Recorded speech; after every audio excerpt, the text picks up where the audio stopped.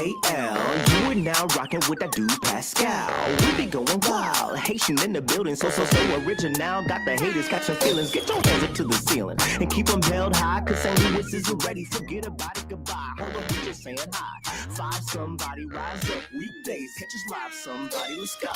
Good afternoon. Good evening and good morning, everybody. Welcome to the Pascal Show. Hope you guys are all doing well out there. Hope this show finds you in good spirits, because another day above the dirt is always a blessing. Let's not forget that. Let us not forget that. Hopefully you guys are enjoying each Sunday. Hopefully this Sunday is doing very well for you, okay? If you guys are enjoying the holiday, as you should, if you are on this side of the pond, if you're on the other side of the pond, I mean, hopefully it's just a regular-ass Sunday for you, okay? But hopefully you guys are all doing well out here, okay? But we got to, I haven't talked to you guys live. I haven't done a live in a couple days, or at least it feels like it's been a couple days. So I wanted to, rap with you guys about a couple things that are going on, okay? Some new updates that have been popping off. So I wanted to share those things with you guys and get a conversation rolling. Not going to be a super long show. I know that's the infamous thing that I say all the time, but real talk, this is not going to be a super long show. So come on in, get in here. Let's have a seat. Let's have our libations, our coffees, whatever it is, our water, whatever it is that you're going to need for today's show. And get comfortable, because we got some things we've got to talk about. There's a few things that I've talked to you guys about in other videos that we need to talk about here. And then, of course, what you're seeing the title above or down below. We got some things to talk about for sure. So please do me a favor, all right? Before we get into everything, hit that like button down below, crush it, hit that reaction button if you're watching on these other platforms. If you are watching on these other platforms like Facebook, X/Twitter, Instagram, TikTok, Rumble, Twitch, Kick, please make sure you are hitting that follow button. Follow. All right, shout out to the TikTok fam. What up? Okay, make sure you are following. All right, you guys are starting to flood and come into the platform, which is greatly appreciated. So make sure you are following the TikTok page, of course. But don't forget, subscribe on my YouTube, okay? Because a lot of stuff that you're not going to see here on the screen, you're going to be able to see on my YouTube channel. All right, and vice versa. Go to both. Okay, subscribe and follow on both. Subscribe to my YouTube channel. Go to my second channel, The Pascal Show Clips, and my third channel, brand new channel called Pascal Raw. All right, just got started with that about a month or two ago. It's been a busy couple months, so trying to squeeze that in when I can. But make sure you're subscribed to both. All right, please and thank you. Of course, again, subscribe, hit that notification bell on all those platforms so you know whenever I go live, whenever I upload. That'd be greatly appreciated. All right. Hit that join button down below, become a member, check out my Patreon, and of course, check out pascalmerch.com. We got some really great stuff over there, pascalmerch.com.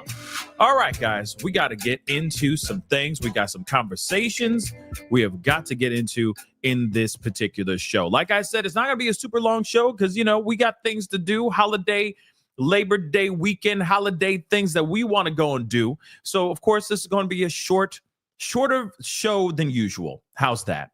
All right. But there are some things that we did talk about in pop-ups. I missed you guys over the past couple of days, but it's been busy. So I wanted to talk to you guys about those things first before we go into the main topic, okay?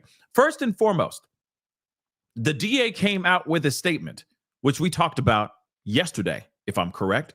And I thought it was interesting.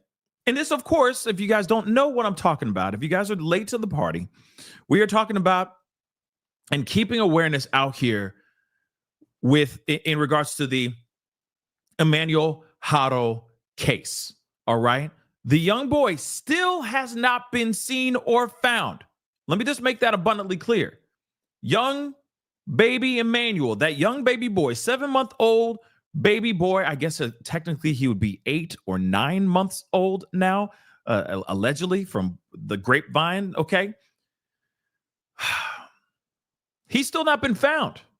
In fact, what I think is very weird about this is that police 5-0 Popo hasn't even said, yeah, we found him or that we have not found him. think that's weird. Since the press conference, by the way, the press conference happened when? When did that press? In fact, I'm actually asking, how long ago did that press conference happen? Hold on, I can answer that question in 2 seconds. 2 shakes of a, what is it, a lamb's tail or something like that? 2 shakes of a lamb's tail. When was that mother loving thing? That press conference that happened on the 27th.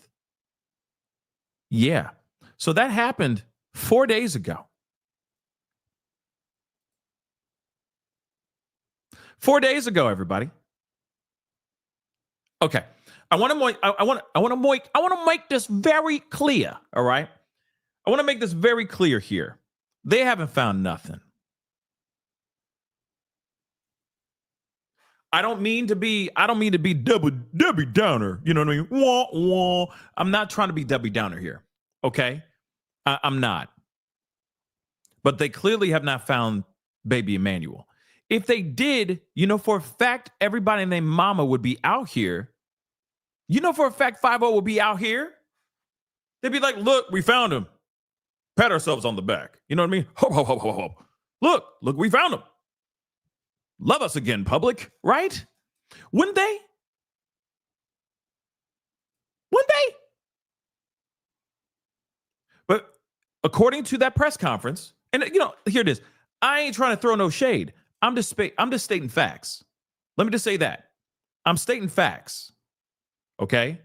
They have not found him. If they did, they would be talking about this.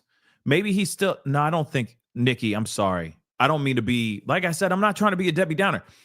I just don't think at this point, I don't think if they are led to believe he is no longer here, I think he is no longer here, meaning he has passed on. Okay. I think this is a recovery, not a rescue. If this was a rescue, I think that there would be so much more urgency. There'd be an urgency behind the police. That's what I truly think. I think they'd be trying everything they can because every second he's gone, more chances of him being gone, if that makes any sense. It'd be very heavy. And they would be turning to the general public, basically saying, please help us find this baby boy. Okay? Come on now. In fact, they would be turning to the public. They would be turning to the likes of somebody like On the Tira, Ahmed, and saying, yo, yeah, we need your help. And everybody else, all you content creators that are out here that are literally boots on the ground, right? If I heard boots on the ground one more time, right? They'd be coming to everybody. Every single last one of us. In fact, they'd be like, hey, if you want to help out, please fly out here. Okay? If you're in the surrounding areas, drive out here and help us find baby Emanuel. But they have not. And I don't think that this boy is alive. I hate to say it like that. I'm not, like I said, I'm not trying to be negative, but when the police are saying this is a M, you have parents, the parents locked up, getting hit with an M charge, that clearly says to me, police have done their due diligence to find things that connect to the possibility of this baby not being on this planet anymore. And that this child passed away at the hands of these two. They even said at this press conference, they even said this too. Let's not forget. They said, and I quote, that it was a significant amount of, I got to use these code words, hurt. Okay? That this child received that led to his demise. That's what they said. They didn't say it was one blow and then he was gone. It is a series of attacks that this boy endured that led to his demise. Now, again, this, of course, is coming from police. These are their theories. I'm sure there would be more information out here. Okay. There'd be more information out here for sure. Okay. If they felt otherwise. But we now for sure, they're saying at least right now, that this young boy is no longer here. Now, of course, I agree. Okay. Cray, okay, or Cree design. I agree. It's kind of like, I'd love to know more. I would like to know more information. Can you give us more evidence? Can you give us more facts? But what are they doing? They're playing everything close to the vest, as they always say. It's always boots on the ground and playing things close to the vest. Diggity damn. Like I said, if I had a penny for every time I hear boots on the ground or playing close to the vest or holding it close to the vest, I would be $5 richer. Okay? And that's $5 I don't need. Okay? Heard those phrases too many damn times. But you know for a fact, all of us, at least the public, are sitting there going like, why aren't you giving us more information? Why aren't you giving us the stuff that we need to settle our inquisitive and speculative brains? Now, here's the thing. I get it. Okay? Even myself, my mind is running wild. Y'all, come on now. Come on now. Some of y'all, I get it. I don't blame you. I don't blame you. As soon as there's a situation like this where it's a mystery and it's a, kind of a whodunit. Is it her? Is it him? Was it with the candelabra? Or was it with the rope in the butler's chambers? You know what I mean? I get it. I get it. The speculation runs wild when you don't have information. This is kind of what we've seen in other cases. Have we not? All the way back from Gabby Petito's case, okay? And, may that child forever rest in peace, all right? But that was one of the first cases that introduced me to the world of true crime, okay? One of the very first. And you know how much speculation was running wild with that. And do you think police were really giving the public the information that they need? Hell to the no. Ain't nobody telling everybody nothing. So what happens? People run wild with their theories to the point where they go off the rails. And what's sad is some of y'all still believe those theories. I'm sorry. Some of y'all still do. Diggity damn. Some of y'all still do. And it's okay. If that's what you think, that's what you think. But at the same time, that's just one case. We've seen plenty of other cases. Look at Summer Wells' case. Oh, look at Sebastian Rogers' case. Oh, my God. Okay? There's been crazy theories on so many different cases. Why? Because we get a little bit of information. We get a little morsel, okay? We get the tiny little crumb. And then they go, and that's it. And then they just kind of put their hands off of it. And then, of course, people want more. And when they don't get more, the brain starts to wander. The theories start to go. Things start getting crazy. And then they spin right off the doggone planet. Sometimes these wild theories make sense. Some of them do. But some of them are pretty wild. And I'm talking about all of these cases where there's been theories and conspiracies because there's not enough information out there that has been given to by the police or by the family, etc. But if you notice, this is kind of what happens, especially when they're really big cases. And I'm not throwing any shade at nobody. Hey, you have your theories. That's your theory, baby. Do you, boo-boo? Okay. If that's what keeps you sleeping, comfortably at night, then hey, that's your theory. Okay. I may not agree with it, but that's your theory nonetheless, right? And everyone has their own theories, right?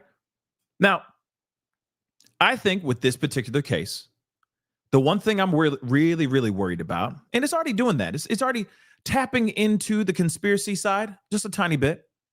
Almost tinfoil hattish, you know what I mean? Not Tiffany Haddish, but tinfoil foil hatish, okay? Tinfoil hatish. I think because there's not a whole lot of information out here, and because police know a lot, they do, okay? Let's not get it twisted. They know a lot of stuff. They're just not giving it to everybody right now. I think, of course, when you're just sitting there and you want to know information and you're super passionate about the case. You want truth. You are the one that wants to break the case. Everybody wants to be the genius that breaks the case, right? Everybody wants to be their own private Sherlock Holmes, right? We all want to be our own, you know? Elementary, dear Watson, elementary. Don't you see that because the rocks were in that way? That's why Emanuel was right there. You know, stuff like that. And it's like, oh my gosh, you're a genius. And I get it. Nothing wrong with that. Okay. But at the same time, you're only leaning on theory and not facts, which sucks. Because the person or the gatekeepers who have the actual information is 5-0. And do you really think that they're going to give it to some regular layman out here in these streets? I tell you, no. I say nay. Young Watson, I say nay. Why do you think? Let's talk about this before we look at this DA statement, which it's very cut and dry, very vanilla, okay? But we're going to look at that in a second, okay? But why do you think 5-0 would not just give the information out to just anybody? Don't worry, I'll give you a few seconds to think about that, okay? Because clearly, there's a lot of people that are very passionate about this case. Understandably, nothing wrong with that. Hold on. Don't get mad because I already know. Pascal. Hold on. Time out. I'm not digging at nobody. This is all love. Love. Okay. All love here. All right. Diddy. I'm kidding. Not Diddy. Baby oil. Astroglide. It's all love here. All right. Because we are all conspirizing. We all have our theories. We all want to know what exactly happened here, right? We all want to know why they did what they did, and dagnabbit, they did this. Both of them. This is not a Rebecca thing where she was just in the corner, not doing nothing. You know what I mean? Just going, no, don't do that. No, she did this. She was an active partner in this situation. She lied to the public. She used the markings on her face to add into her story of how volatile this person was that came in going, hola. You know what I'm saying? Trust me, it's bad. She's bad. Jake the Snake is even worse because now we're hearing stories of other things that he's done, volatile things that should never allow anybody else to ever sire another child ever again. These two did this. I don't care what y'all think. If you think, well, maybe he didn't. No, he did this. He did this with her too. And sure, we can sit here and go, but she is a victim. Tell me, here's the thing though. Yes, she's a victim to a certain extent, but she's still riding with that mother lover right now she gonna ride till the wheels fall off right now, or until she wakes the F up and realizes that his grasp and his influence on her is gone. It starts to fade away. Like I said, soon as she gets her Orange is the New Black experience in prison, she gonna realize, I don't need my man no more. He has no strains on me. I have been unleashed, emancipated, okay? With her face tattoos, cigarettes that rolled up in her sleeve, being called Thunderclap. I'm telling you right now, as soon as that happens, she's going to sit there and go, I need to work out a deal because I had nothing to do with this. And Jake the Snake is an absolute monster. Just wait for it. Wait for it. Like I said, she has been exorcised by the demons inside of this Orange is the New Black experience. Wait for it, because it's coming. But she's just as bad. She may not have put her hands on that child to make that kid perish, but she might as well have, because she sat there and she's lying. She is allowing this man to do what he did. She allowed him to do this for several months. This kid was only on this planet for seven months, guys. Well, yeah, 7 months. Really? 7 whole months. And they said, police, according to police and what they are putting together, that this kid lost his life due to months of attacks. Months. This wasn't just one moment where Jake got mad, lashed out, and he's gone. This is months. Imagine months of a baby receiving Jake's lashing out. So like I said, it's not just one moment. It's several moments over a course of time. And yes, we don't have any factual evidence to back this theory up, but this is my theory. I think this kid endured so much that's why he looks, that's why there's questions about his health in these photos. If the baby was born healthy, or if this baby was born with some sort of ailments or some sort of issues. I think that baby was born just fine, healthy, happy. And then he met his creator, that monster called Jake the Snake. At least we're Jake the Fake, I'm sorry. So again, months long of pain. And what's so sad about this is that you got a 7-month-old baby that can't even form words to say help. You know, that's the thing that aggravates me more than anything in the world, is that kid was living in hell. And he didn't do anything to deserve that. He didn't.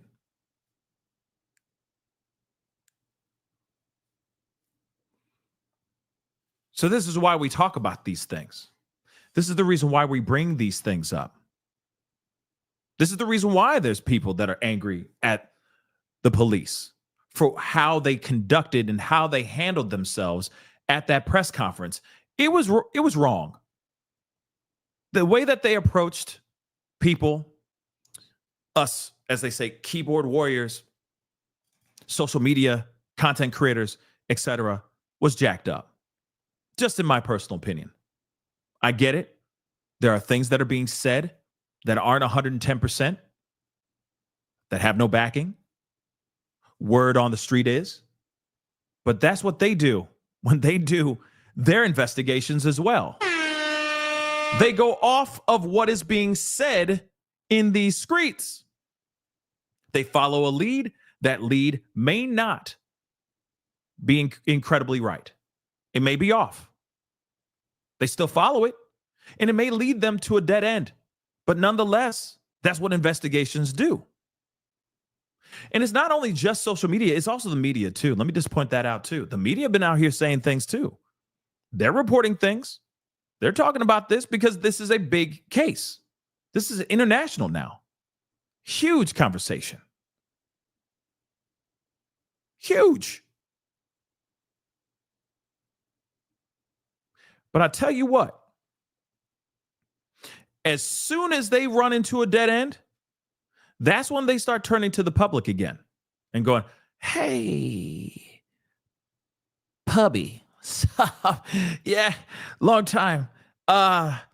Yeah. So what we said before, we were wrong. We could really use your help trying to find the remains. If you have any information about, please call us. All right. Hit that hotline right there. You can even email us. In fact, you don't even need to say your name. You can even just send us anonymous tips. You can go to wetip.gov or tips.wetip.com or whatever the hell it's called, and you can just email us. We won't reach back unless we need to, okay? But you can hit us up there. Okay, puppy pup, we love you. Bye-bye. Why do you think they're not giving everybody the information? I gave you a long time to think about that.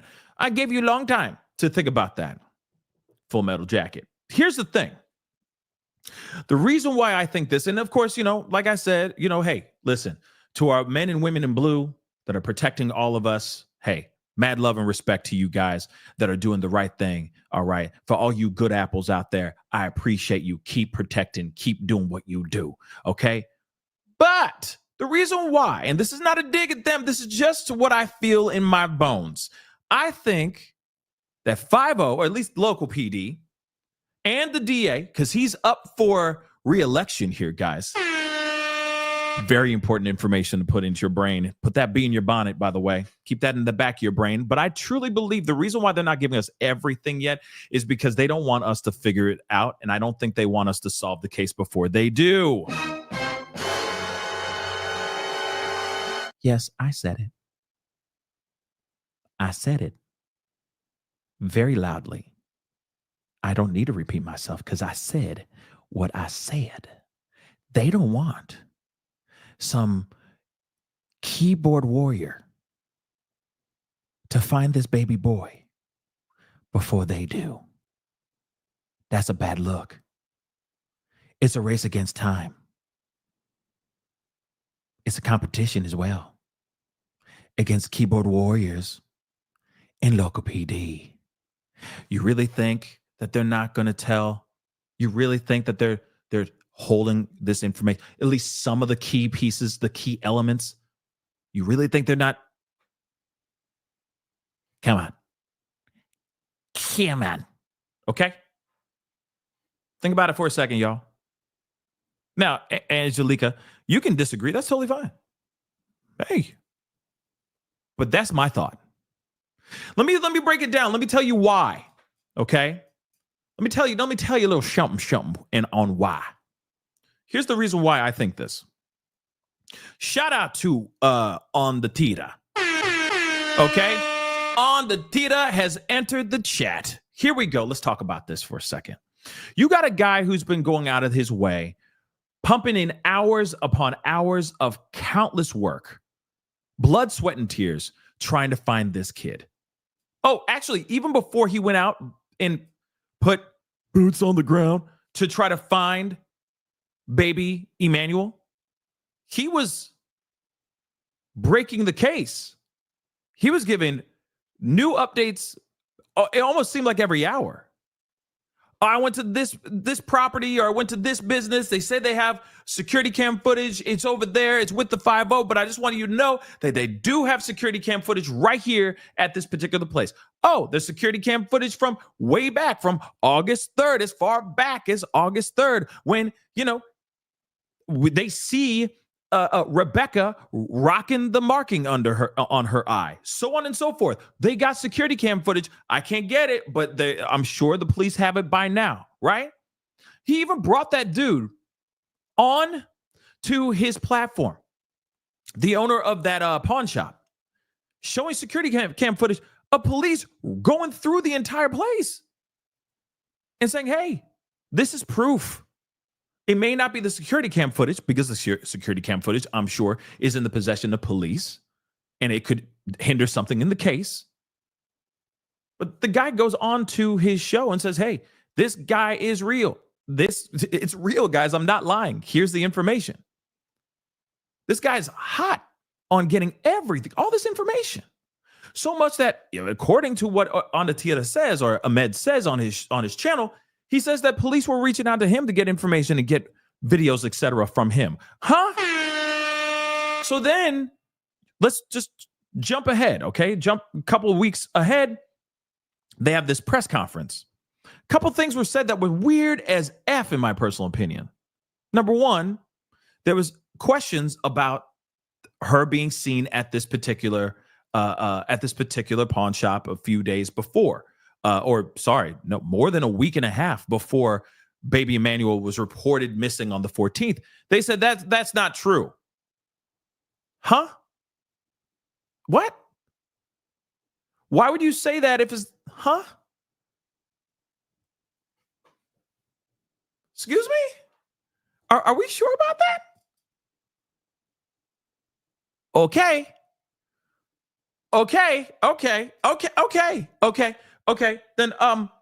Then when it comes to asking about any information, because they're saying, oh yeah, we know about that everything happened, how he passed away was a series of attacks on that baby boy, and that's why this baby boy is gone.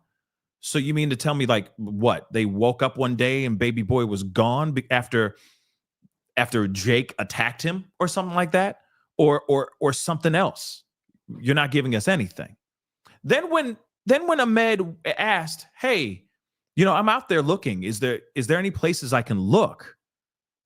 I want to help. I want to find this baby boy. They basically said, they said, respectfully back off.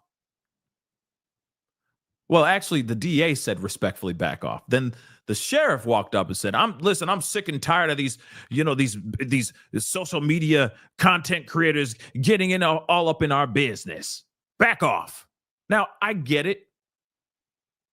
I get it to a certain extent. But at the same time, though, you got somebody who has been working very hard trying to find this kid. They're asking a very simple question, saying, hey, I could really use some help because I'm out there tirelessly looking for this baby boy. Can you give us a hint on where you guys are looking at so I can help look too? Doesn't mean that they're going to dive right in and dig up everything and contaminate the crime scene. But what if they do find something nowhere near where the police are looking right now? I'm just saying. Yeah, the cops don't like internet sleuths at all. Because like I said, they don't want to look like Boo Boo the Fool. They really don't. They don't want the public to take matters into their own hands. That's it. They don't want the public to win. They want to win. They want to catch the big fish, right? They want to catch the big fish, not the other way around. Exactly, Nicole B on YouTube. Exactly, right? Riley Strain's credit card is found on the ground around the area. If you guys remember Riley Strain, the frat boy from Mizzou that was in Nashville kicking it with his frat boys. He was drinking. He walked out. Stumbled out in the streets of downtown Nashville, and then he was never seen or heard from ever again. He just disappeared, right? They found stuff of his by like an overpass area, and of course, people were asking questions, right? There were content creators that were down there searching the area, and they found his debit card on the ground around like a few yards, if not miles away from where he allegedly slipped and fell into the river, right? Man, was PD so pissed off about that? They weren't happy about that. They don't like I said, it's a thing. They don't like it when people come in, that are not, they're detectives, okay? They're just amateur internet sleuths that just have a knack for figuring things out or have a passion to try to roll up their sleeves and try to figure things out in the case. They don't like that. They don't like when the internet gets a step forward before the police. They don't like that at all. And the way I look at this, y'all, I say this.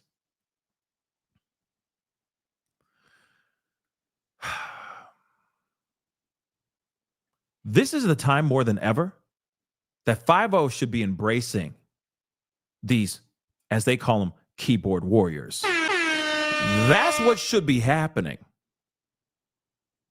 Because without that, you're right, Metamom on YouTube, Gabby Petito would not have been found, or maybe she wouldn't have been found fast enough without YouTubers hearing about the information, hearing about this missing case, looking through their footage and realizing, holy cow, there's the van on the side of the road.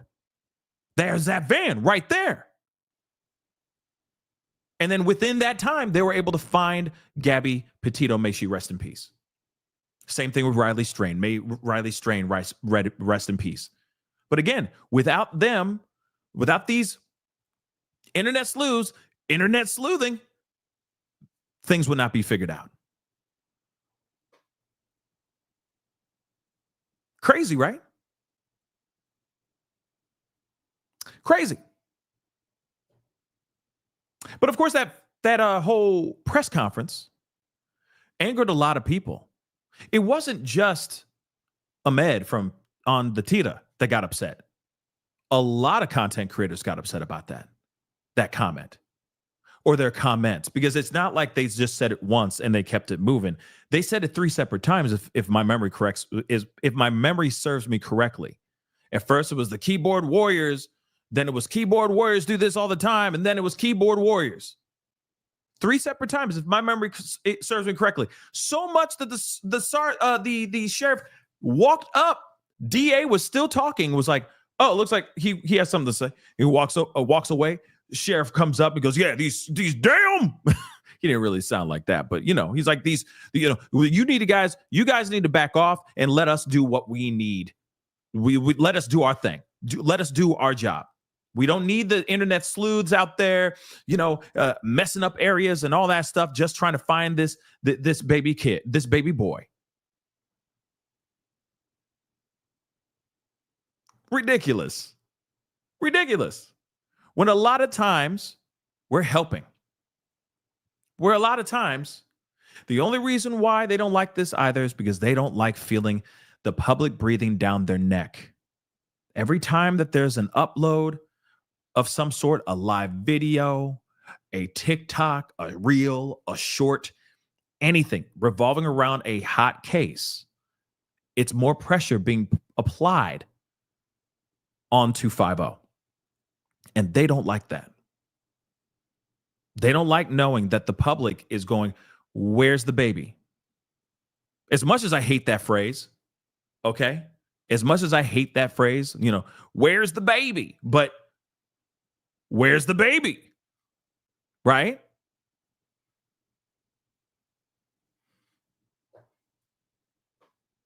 They don't like it. So, of course, you have a statement like this. So it says, a statement to the media on our community members regarding the Emmanuel Haro case. So we understand how deeply the community and the media care about baby Emanuel and are eager for information about this case. You see, they're trying to smooth the situation, right? They're trying to quell and calm these seas, because the seas in social media are angry. Okay? The seas are angry. Social media is angry that they would go and say, oh yeah, these damn keyboard warriors. Huh? We helping you. We're just giving y'all tips. I mean, shoot, I'm not the one giving the tips. I hear about the tips and then I report it. But the people that are out there, that are in the area, that are doing countless hours of work, come on now. Give them respect. Give them the love that they deserve, because they deserve it. Real talk. But anyway, moving on. We share your desire for justice and your desire for transparency. However, there has been a significant amount of misinformation circulating in the media and on social media, which can be confusing and frustrating for everyone. Okay, let's pause it right there, okay? Let's take a nice hard pause and think about this for a second. So then what is the information that's wrong? What's correct and what's wrong? How about we start there? It's not right for you to sit there and say misinformation is circulating out here in these streets, not only just in social media, but also in legacy media, by the way, too. So, okay, what is the information that's wrong? Confirm and deny these things, please and thank you. There are things that they were denying in the press conference that don't make no sense. There were things that they were saying that they were denying in the press conference that don't make no sense. Listen to that press conference again and hear their answers to these questions. It's like, wait a second. Huh? Here's the other thing. Here's another piece of information that's really important. They basically said that Jake, the fake, ain't helping. Like he wasn't cooperating. They couldn't confirm whether or not he was cooperating. Why can't you answer that? That's a simple question. That's a simple answer. But you couldn't answer, yeah, he was cooperating with us. That's why we took him out to the Badlands. And we were out there in the dirty hills off the side of the freeway. You can't even answer that. So you say, no, that's not what happened. So then what happened then? Why did you take him out of holding to put him out here in these wilderness streets? Why? Did he confess or did he not confess? Hello? It's a simple question. You understand there's a lot of things still under investigation, so we can't answer that, okay? Huh? That's a simple yes or no answer. That does not deter or throw anything off. It gives people an idea of what the hell was going on out there, why he was out there on the side of a freeway. Is he telling the truth? Did he bamboozle y'all? See, here's the thing. My theory is this. Sorry for the going off the beaten path here for a second, or going off the side on the freeway. But here's the thing, though. Here's my theory. I think he did confess. Now, hold on. I could be wrong. I could be absolutely 110% wrong, but hear me out. My theory is that he did confess. That he went out there and then they realized that he lied. And so they can't go to the public and say, yes, he confessed, and then we realized that he was just bull-faced, flat out lying, because that makes everybody look like that makes the 5-0 look like a fool. Because it's not just one person that's looking like Boo Boo the fool.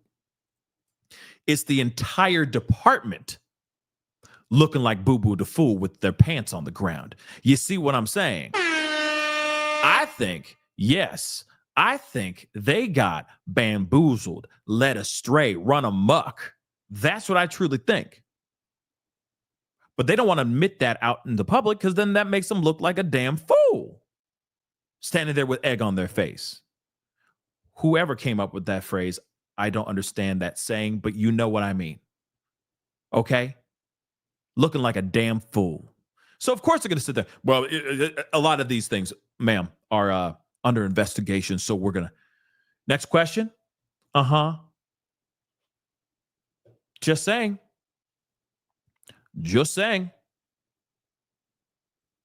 I think he played him. I think he's still playing. I think he's still playing with the media. I think he's still playing with 5-0. He's saying that he's cooperative, but he's saying whatever he needs to say because he's a narcissistic, mother-loving butthole. But I think we all agree on that. I think we all realize that.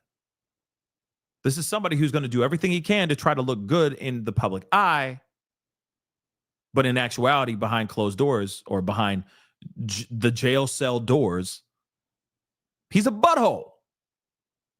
And I think we all realize that. But the police don't want to look like they're a fool. You also got to remember, like I said earlier, the DA is up for re-election here soon, isn't he not? So he wants to go and get his re-election on. He wants to look like he's got things on point. He wants to look like a winner. He wants to look like a winner. with his bilingual looking okay? Which is impressive that he was just switching from English to Spanish. I'm real talk, very impressive. But seriously, with his bilingual looking okay? He don't want to look like a fool. He wants to look like a winner. Remember that. Remember that. Okay? So, these are just my theories. Please know that we are committed to providing accurate information. So where the information at though? Where is the accurate information? Because we're still waiting for that. Okay? Still haven't seen that yet. Have you? Have you? They didn't give much information at that press conference. Like I said, everything was it's still under investigation. You can't give us nothing? Weird. You can't give us information that led to their arrest, reasons why they got arrested in the first place? All you can say is that it was several months of attacks on this kid, and that's it? Come on now. Also, please understand that we are bound by legal and ethical responsibilities that prevent us from sharing detailed case information publicly. These responsibilities are in place to avoid making statements that could influence the case, prejudice the fairness of the court proceedings, or impede the goal we all share, which is, of course, justice for Emanuel. Okay, we got that. We get that. But there is some information I'm sure you could have come out with just to confirm and put some of these rumors to bed. Like I said, if you say there's a lot of misinformation circulating out here, you could at least give us a tiny little bit of information to correct the trajectory of this case, at least in the court of public opinion. We kindly ask for your patience and understanding and to trust that the accurate facts will be shared through appropriate official updates in due time. Hopefully, they'll be very, very soon. Spreading false information or rushing to conclusions can unintentionally hinder the investigation and impact the court proceedings, which are essential to receiving justice. Thank you for understanding and your cooperation. Okay.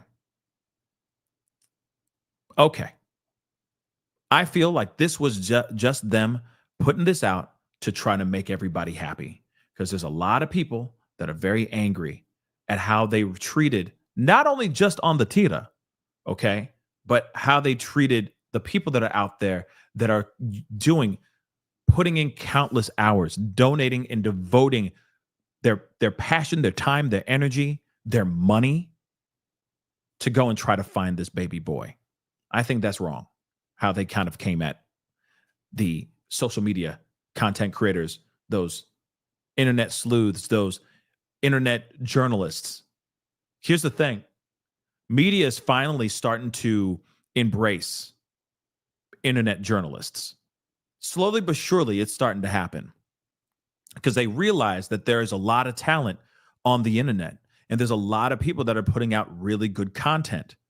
There's a lot of people that are passionately going after cases and trying to find the truth behind these cases. Some of these are cold cases that people are unearthing and trying to, figure out themselves.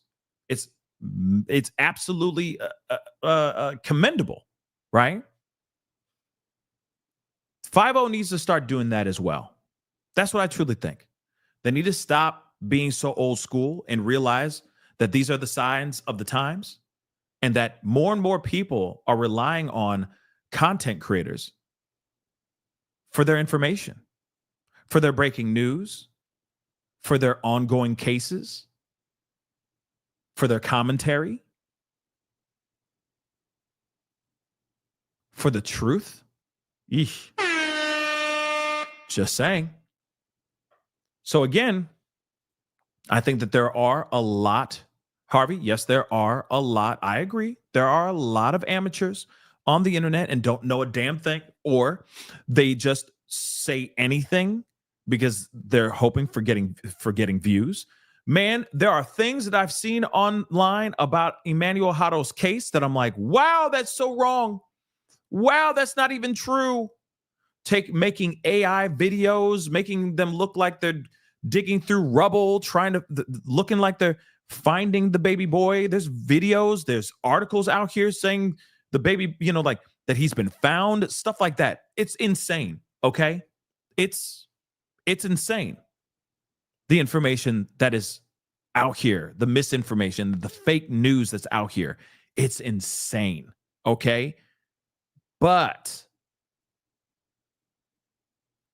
there's still a lot of really great, I feel like you have to be looking for that. You have to look for that misinformation or that trash. You got to be specifically looking for that. And also, I think I also think that you have to have a BS meter or a bullish meter filter on at all times. So when you turn on or open up a video and it's all AI, 9 times out of 10, it's probably bullish. It's probably bullshit-ish. I'm just letting you guys know. Okay? This is the same thing that they did with the whole Diddy thing too. There was content all over the place, all this AI crap. Beyonce went to the stand and said what? And you're like, Beyonce wasn't there. I was watching the Pascal show and not once did he read out of that transcript. No Bay. Okay? No Bay was there. I ain't see nothing. I'm part of the Beehive. What are you talking about? All you need to do is just open up a page and use your BS meter, your filter. You'll be able to realize that 90% of the crap that's out there with all the AI crap is not true. But some people will repost it. Some people will even send that ish to me. Oh my gosh, here's a new update. And they'll send it to me. DM me the information. I'm like, I don't need this. This is trash. This ain't even true. It's fake news. Right? But the only reason why I know that it's fake news is because I got a BS meter. Okay? As soon as I see it, it's like Emanuel's body been found. And it's dated like 5 days ago. I'm like, I'm not even opening this. I'm sorry. No.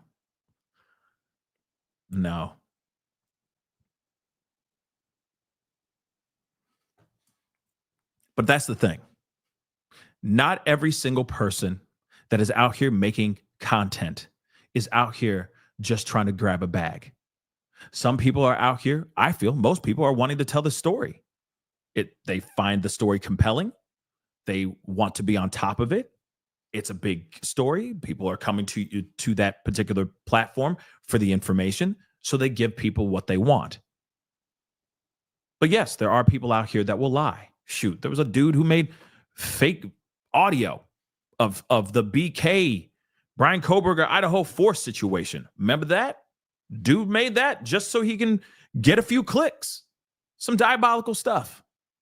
Some really bad diabolical stuff that should not even have happened, right? So there are guys out there, there are people out there that will make things up just for the sake of, you know what I mean? Just for the sake of doing that. But that's why you have the BS meter to cut through the crap. I highly recommend you turn it on, turn it all the way up to 11 and rip that damn knob off and keep that thing running. Okay? Keep it running. But I think police and the reliable internet journalists that are out there, there needs to be a bridge needs to be built. They shouldn't be building a moat, okay, around each and every single case. That's just what I think. Okay, because like I said, there are people who are breaking the case before 5-0 even knows, before even legacy media even knows. Shout out to Abby Blabby, by the way. Shout out to TikToker Abby Blabby, okay? She was the one who broke the story about Promise, okay? The 10-week-old, now she's 7, but the 10-week-old baby that got Jake and his former wife, Vanessa, arrested and thrown in prison for a couple months. She's the one who broke the story. No, it didn't come from Nancy Grace. No, it didn't come from Ashley Banfield. It came from an internet journalist, a as they would say, a keyboard warrior, without somebody reaching out to her and saying, hey, here's the real story on what happened to that baby girl. Here's the truth, giving her nothing but factual evidence. Without that, we would eventually know, but we wouldn't have found out as quickly as we did, which obviously makes us look at Jake even harder and be like, why isn't this mother lover even locked up by now? What the you know what I'm saying? Real talk. She's the one who broke the story. And rightfully so. And okay. And hopefully she's getting the flowers and the respect and the acknowledgement for her hard work. But they didn't go to legacy media and give that information to this to that CNN or Fox News or whatever, legacy media. Okay. They went to an internet journalist. And then that particular person broke the story. And it all was true. Which obviously gets us to our conversation here, which we are going to talk about. So we are going to be taking a little bit of a trip down memory lane about Promise. And there are many, many reasons why this piece of trash, meaning Jake the Fake, there's many, many reasons why Jake the Fake should be locked up right now. Promise is a very big reason. Now, if you don't know about Promise, we're gonna be tapping into that here right now. But here's a quick little breakdown. Promise was 10 weeks old when she was brought into a hospital because she wasn't apparently feeding, allegedly by her biological mother, Vanessa. What Vanessa said is that she came back home after picking up her kid, came back home to find Jake asleep. She went to go get baby Promise. Her name is Promise now. That is her name. I know her name was something else before, but I don't know. Her emancipation name is Promise, just so you guys know. So, what happened here is that as she tried to feed Promise was not willing to eat. And then she felt, as she said, a crackle on her back. Now, what was heard or what was told was that Jake, while Vanessa was out picking up her daughter from school, the other daughter, he was giving Promise a bath. Somehow he dropped the baby, chest first, on the middle part of the sink, like the separator, right? And then he continued to wash her. He paid no mind. I guess he says he didn't see any problems with her after he dropped her chest first. So he cleaned her, blah, blah, blah. Vanessa comes back home. She tries to feed the baby. Baby's not eating. She feels a crackle on her back. She goes over to Jake, freaking out, of course, saying, hey, did you feel this? This is weird.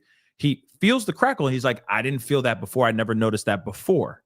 So they take her to the hospital, Promise. They take Promise to the hospital, only to find out, or the hospital finds out, and the police officer that's actually writing this affidavit, this police report, they find out that Promise has more than just a crackle on her back. She has multiple wounds. And I got to use these code words a lot. Okay, guys? So we're going to be tap dancing through this part here very quickly. But apparently she had old inflictions that were healing and new afflictions that were starting to heal. Brand new, fresh. So what does that tell you? We can all do the math. That means that this little girl endured a lot of pain and a lot of bad things. Not only did she receive things on her body, there was a lot of things that were going on with her head and her internal brain bleeding, etc. So much that she developed cerebral palsy, if I'm correct. And it was not because she was born with that. It's because of what she was inflicted upon by the hands of Jake and Vanessa. Now, I know we're going to be reading something here in a second that makes it sound like she's just this innocent person. But no, this is not an innocent person situation. If she did not have her hands in it, she had a part in it because this thing was ongoing. Let's not forget the healing leg that was broken. Let me point that out again. A broken leg, ribs, skull fracture, etc. on this little girl. Some were already healing and some were fresh.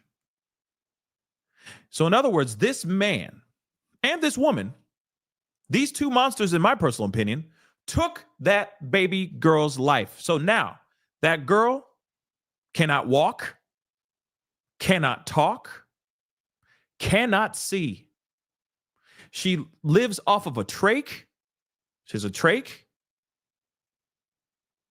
If I'm correct, she can't even swallow. Like this is bad. She's immobile. She will have to be tended to for the remainder of her life. God knows how long that life will be.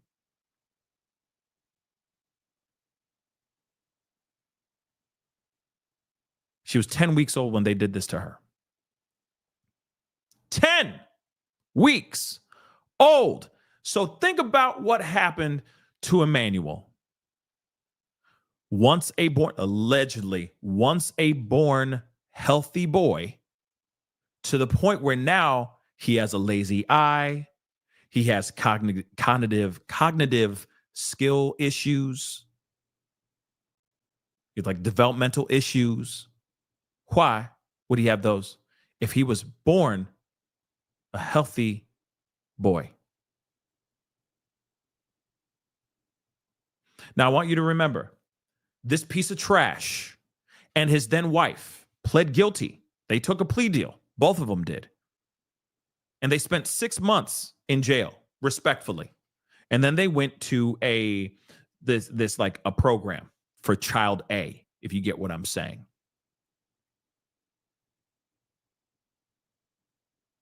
And now we click and jump to where we are today. Flash forward to a man who is claiming that what he did back then, why he took that plea deal, was because he was the fall guy. Ha! He was the fall guy, everybody. Yeah. He says, I had no choice. The judge was going to use me as a scapegoat. I was the fall guy. So I knew, and I was tired. I didn't want to have to fight in court anymore. So he won. They won. They got what they wanted. I pled guilty. He got the deal of a lifetime. This is a situation where crimes like this should be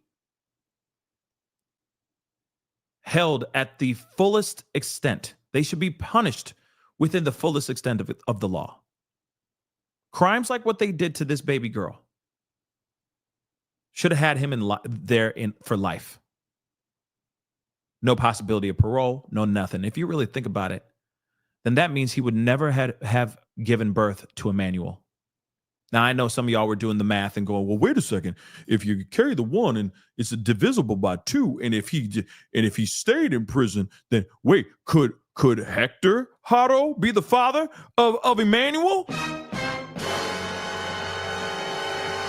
No, it's not. It doesn't work. It doesn't work, guys.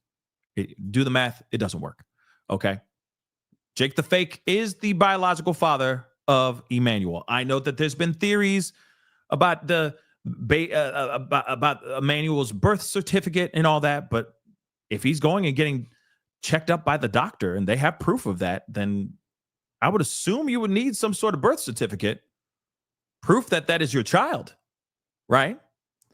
So again, okay. Now,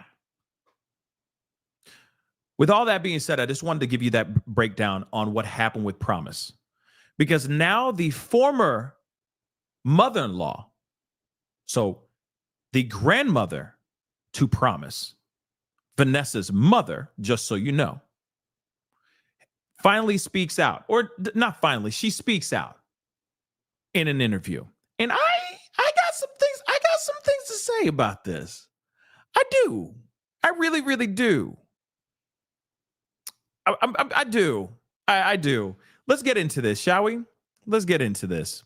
So they're saying, terrifying new claims about devil dad, Jake Otto, whose attacks left their daughter disabled.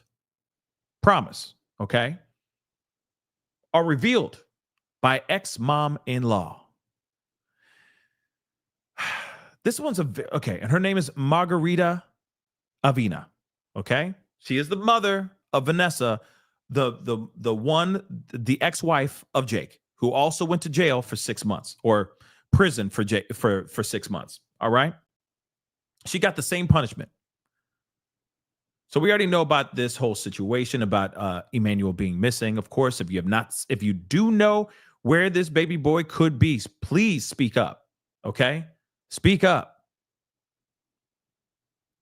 I truly believe that this kid, all the things that this kid, like how he physically looks in these photos, I think this was all things that the parents did to him. That's what I truly think. That's what I truly, truly think. Now, here is Margarita. She's crying, of course, in this photo. But that is the grandmother of Promise. All right. And yes, Cindy on Facebook, I agree. Shame on our system, on our justice system. I think our system's really jacked up, especially when it comes to little kids. I absolutely agree. We should be protecting these kids, and these kids aren't getting protected at all. They really aren't. I don't know why that happens. There's no need. It feels like there's no need for protection for these kids, right? CPS, we talk about CPS, DCFS, we talk about all these different departments, and yes, we can sit there and it's easy to throw them under the bus, but it's like, okay, are they funded properly? Are they, you know what I mean? But it just seems like there's not enough care. There's not enough protection for these kids. It's wild. So, of course, we know about all the BS lies, okay? But here's the thing. On October 13th, 2018, their 10-week-old daughter, her name is now Promise, okay, was admitted to the hospital. And they say that the little girl had an acute, well, we already talked about all these things, okay? Brain hemorrhage, skull fracture. I mean, it's bad. A lot of different things that were bad, okay? Now, one thing that's really insane, which we already heard, was that Jake reportedly at the time was blaming the baby's injuries on Vanessa. He could still be doing that, by the way, right now with police. He could literally be saying, oh, yeah, Rebecca, she did all this. She did this. I just found out the baby was gone, and then she took the baby somewhere. She didn't tell me where, though, right? That's still a possibility that he could be lying to the public, being like, no, she innocent. She innocent, y'all. She innocent. But then behind closed doors in that interrogation room, he could be like, yo, I had nothing to do with this, boss. Boss, I had nothing to do with this, man. I woke up one day and he was already gone. And I asked her why. And then she said, well, I already took care of it. The baby gone. I took care of I got rid of all his clothes, got rid of all his photos, etc. He gone. You know what I mean? Out of sight, out of mind. He could literally be doing that. But then on paper, in interviews, because why would you do an interview? You know what I'm saying? Think about that for a second. Why? Yeah, he's defending her on paper. In these interviews, he's defending her. But we don't know what he's saying behind the closed doors with police.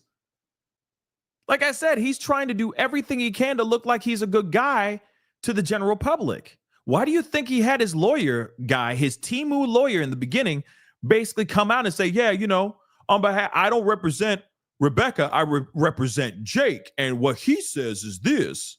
Why would he do that? Why would he need a lawyer suddenly to speak out on behalf of him? Because he wants to look good in the court of public opinion. He can't stand the thought of looking like a butthole. He doesn't like that. So he's trying to do everything he can to still look good and still look innocent in the eyes of the public. But behind closed doors, behind that interrogation room, when he's talking to 5-0, he could be singing like a canary. Could be more liars. Could be more lies, I mean. Pointing everything at Rebecca. That could be it too. Just because he's saying in the interview, oh yeah, I'm being very cooperative. And Rebecca didn't do anything. She innocent. She's beautiful. I love her. She's beautiful. She's my queen. She's beautiful. But then behind closed doors, he's like, man, she's a monster, bro. I don't know why I married her, bro. This is insane, man. Can't believe we had 2 kids together, man. She insane. Just tell me what you need me to say, bro. Come on now, let's get this deal moving, man. I'm just saying. Plenty of things he could be saying behind with the police that could be a complete opposite of what he's saying to the reporter. Think about that for a second. But back then with Vanessa, he tried to put all the blame on her. This was her doing. She did this. She the bad girl, right? I had nothing to do with it. I woke up, there was a crackle. That was new to me. Oh, that iPad, that search on iPad, that wasn't me. I didn't even touch the iPad at all that day. I just packed up our stuff and went to the hospital, and here we are. Now we got crackles and all this other stuff. I didn't do any of this stuff to her. This is Vanessa's job. Seriously. We already know about them pleading guilty, but following his arrest this month, all right, the ex-mother-in-law, Margarita, speaks out. She gives an emotional interview, all right, about her granddaughter's terrifying ordeal. Okay, here we go. She says, they blamed my daughter, but Jake is the devil, as she broke down in tears. The little girl, now who is 7 years old, has been adopted by Vanessa's cousin, thank God, and also her other son, because her son apparently was, I think he had I forgot what it was called, when you drink too much and it affects the pregnancy. Like, Vanessa's a whole mess. Okay? She's an absolute 110% mess. And I think we can all agree on that. But it was like alcohol something. I forgot what it's called. Alcohol syndrome? Fetal alcohol syndrome. Thank you on TikTok. Thank you. Yes, fetal alcohol syndrome, because she was drinking whilst she had baby inside her. The son. Okay? But apparently that boy is alive, healthy, and well. Okay? And very lucky, because he's not living like how Promise is living. Okay? Just so you know, they've been adopted by her cousin, because she shouldn't even be, man, this is a person that shouldn't even be having more children. But there's some information in here that's going to be wild. Yeah, she ain't mother of the year at all. But apparently she's still a mother. Yeah, she had another child, apparently. I mean, it's not like they're, tying up those tubes or anything like that when they do bad things like this. You know what I'm saying? Dude ain't coming out here getting neutered. Homegirl ain't getting spayed. You know what I'm saying? They can still have children if they want, which is still insane. People like this should not be able to have children ever again. But that's just my personal opinion. Moving on, Riverside District Attorney Hestrin, okay, the DA that we all know and love now, okay, told a press conference earlier this week that the poor 7-year-old is permanently bedridden and has cerebral palsy as a result of the long-term child A. That's why cerebral palsy, because of what they both did to this baby girl. Okay? Margarita, former mother-in-law, said, I always wanted justice. I leave it to God. I think this is justice, but this didn't have to happen to baby Emanuel. I knew he would do something like this again. We got to pause right there. The reason why I want to pause right there is because this is the part that really aggravates me. Because when you say, I had a feeling that he was going to do something like this again, clearly there are signs of something. There were red flags in the beginning. There were red flags before they got caught with 10-week-old Promise. There were red flags leading up to Promise and maybe even after. But it goes without question. There was neglect here.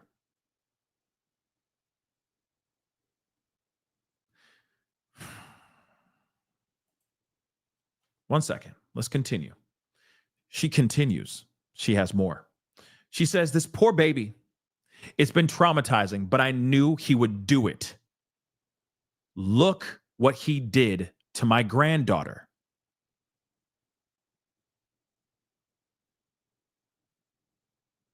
I hope he pays. He has destroyed lives. Although Vanessa eventually pleaded guilty, her mom claims she was attacked by Jake and would never harm their child, insisting she, quote unquote, wasn't in her right mind. Okay, hold on. There's a little bit more I want to, and I got to react to that because instantly it just makes my stomach turn. My daughter is nothing, my daughter is nothing compared to what they are saying. It's very, very upsetting. It hurts. This arrest brings back everything that had happened. I can't even sleep. I don't think my daughter was all there. He would tell her that nobody loved her. She was a victim of his attacks, for lack of a better term.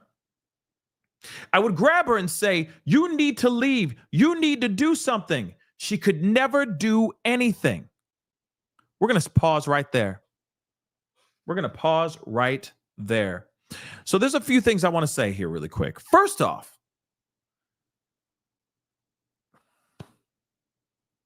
my daughter is nothing in comparison to what they are saying. Well, if you have a child named Promise that is now wheelchair bound, okay, bedridden, okay, I hate to say this, and I don't mean this to be disrespectful or rude, but a vegetable, for lack of a better term, she does not move, she cannot talk, she cannot walk, she cannot see. She's being fed through a feeding tube. She has a trach. To do anything, she needs some sort of physical help from an outside source. She will be waited on till her dying day.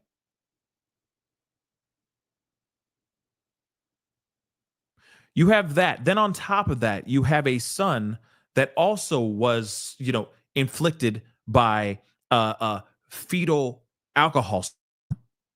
Clearly, what people are saying out here might be true.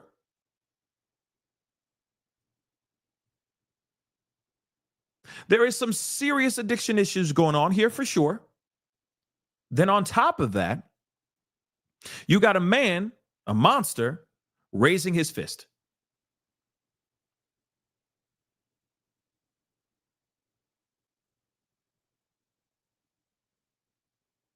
Was there no care? Was there no help? She says later on, like we just read, I would grab her and say, you need to leave. Now, I get it. There's only so much you can do to protect somebody.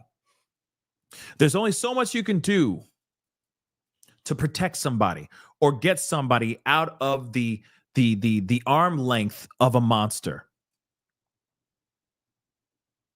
But then there's also another part where you go, well, wait a second.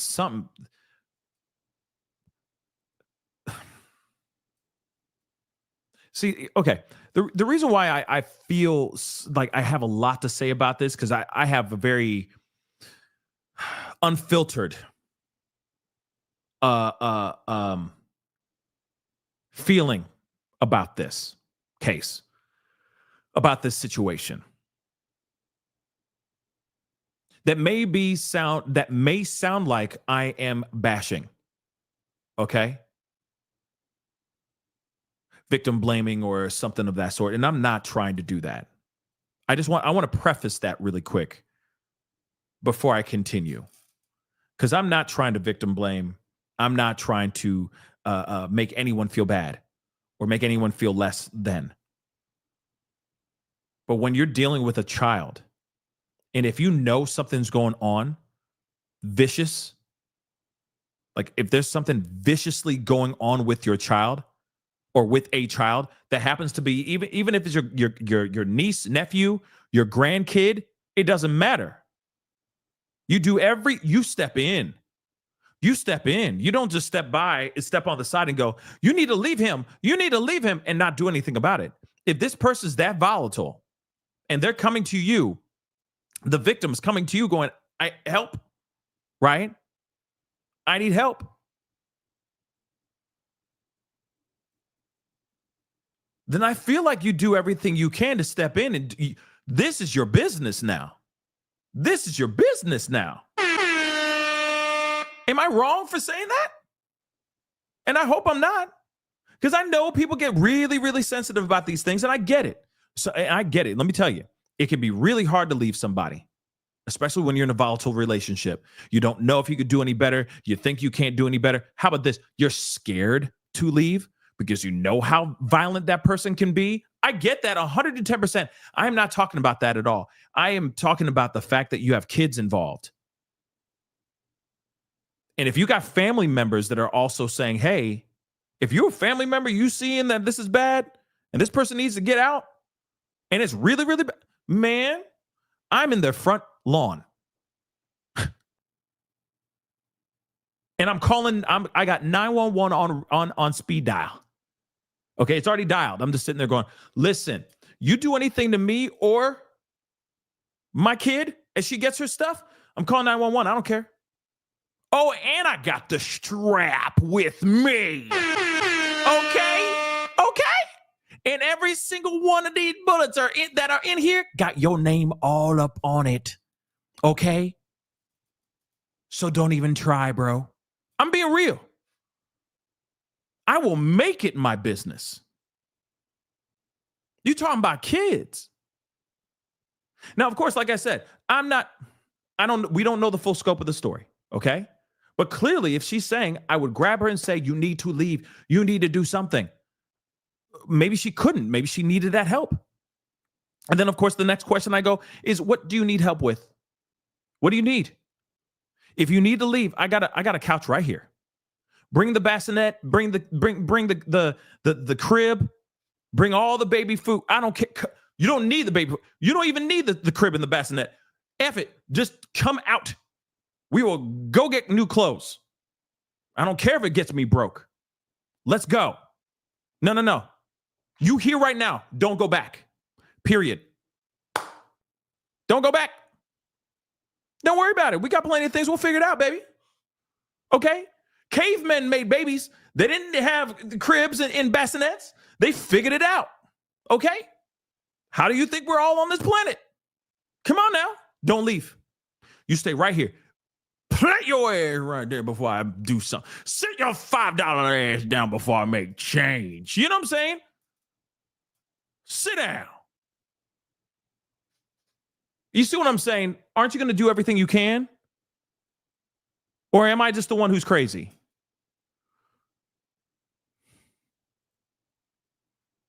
Because now you got a 7-year-old kid that's not going to be able to realize the full potential of their life because it's been stricken from them by a monster named Jake Haro. Make that make sense. And if things could have been prevented,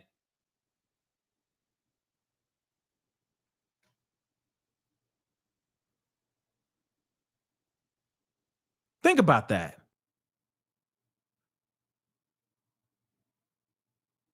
And I get it. A lot of people get scared about getting into a situation because they don't want to piss people off or they don't want to get into people's business and all that stuff. But these are the moments when you get into somebody's business, especially when it's fam. That's blood right there. She said, I would grab her and say, you need to leave. You need to do something. That phrase should have been different. Here's the other part that really aggravates me and pisses me off here too. Here's the next line that comes out of this woman's mouth, and it's fine. Of course, they never underestimate the power of denial. But this is what she said. She said, my daughter would never touch her kids. That's a bold-faced lie. By the way, she has another kid. I'm not lying. It says it right there in the paper. Right there in the article in black and white. She has another child. So she made another kid after all of this. She made another kid. And then she's saying, you should see how she is with this kid. If the baby even has a scratch. Now, here's the thing. Everyone has an opportunity to change their life. Sure. Every opportunity, every day. I love this phrase. Every day is an opportunity to turn it all the way around. That is very true. Maybe she's changed her ways. Maybe whoever she made this baby with is a good man. Maybe he's the complete opposite of Jake. Okay? Maybe. But at the same time, you have two children that you lost because of your alleged addictions and allowing them to be in harm's way or in a house with a violent monster. I'm hoping what she's saying is true. I really do. My daughter is still going through this, not having her children. She wanted her kids. No one should give her those children back ever again. Sorry. No. I don't care how innocent she may be, how he raised his hand and she just stood there and she was a victim of the situation. There were plenty of opportunities that she could have taken those kids away from that man, and she did not. It's the same thing I say about Rebecca. Rebecca is just as bad as Jake. Why? Because you know what really aggravates me more than anything in the world? Not only someone who does what Jake does, raising their hands on somebody and doing what he did. The thing that aggravates me more than anything in the world is someone who stands idly by and allows that to go on without doing not a damn thing to take those kids out of that man's way, out of harm's way. You should be doing everything you can to protect your children at all costs. But instead, you sit there and you let this thing continue on until what happens? Tragedy strikes. You're just as bad. You're just as bad as Jake, if not worse. Imagine that. That your decisions on not taking those kids and seeking refuge is a harder blow than the physical hits that these kids are actually enduring from this man. Think about that for a second. Think about that for a second. I said it and I don't give a damn. So it's the same situation when we see, you need to go, baby. You need to leave. You need to do something.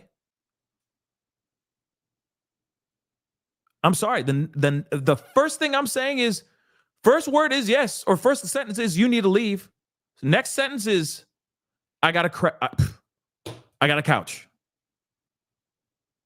I got a place for you to stay. I don't care how long it takes, as long as you are safe and these kids are safe. You don't need to do anything. Let me handle it. Oh, don't worry. I got my boys too. Shoot.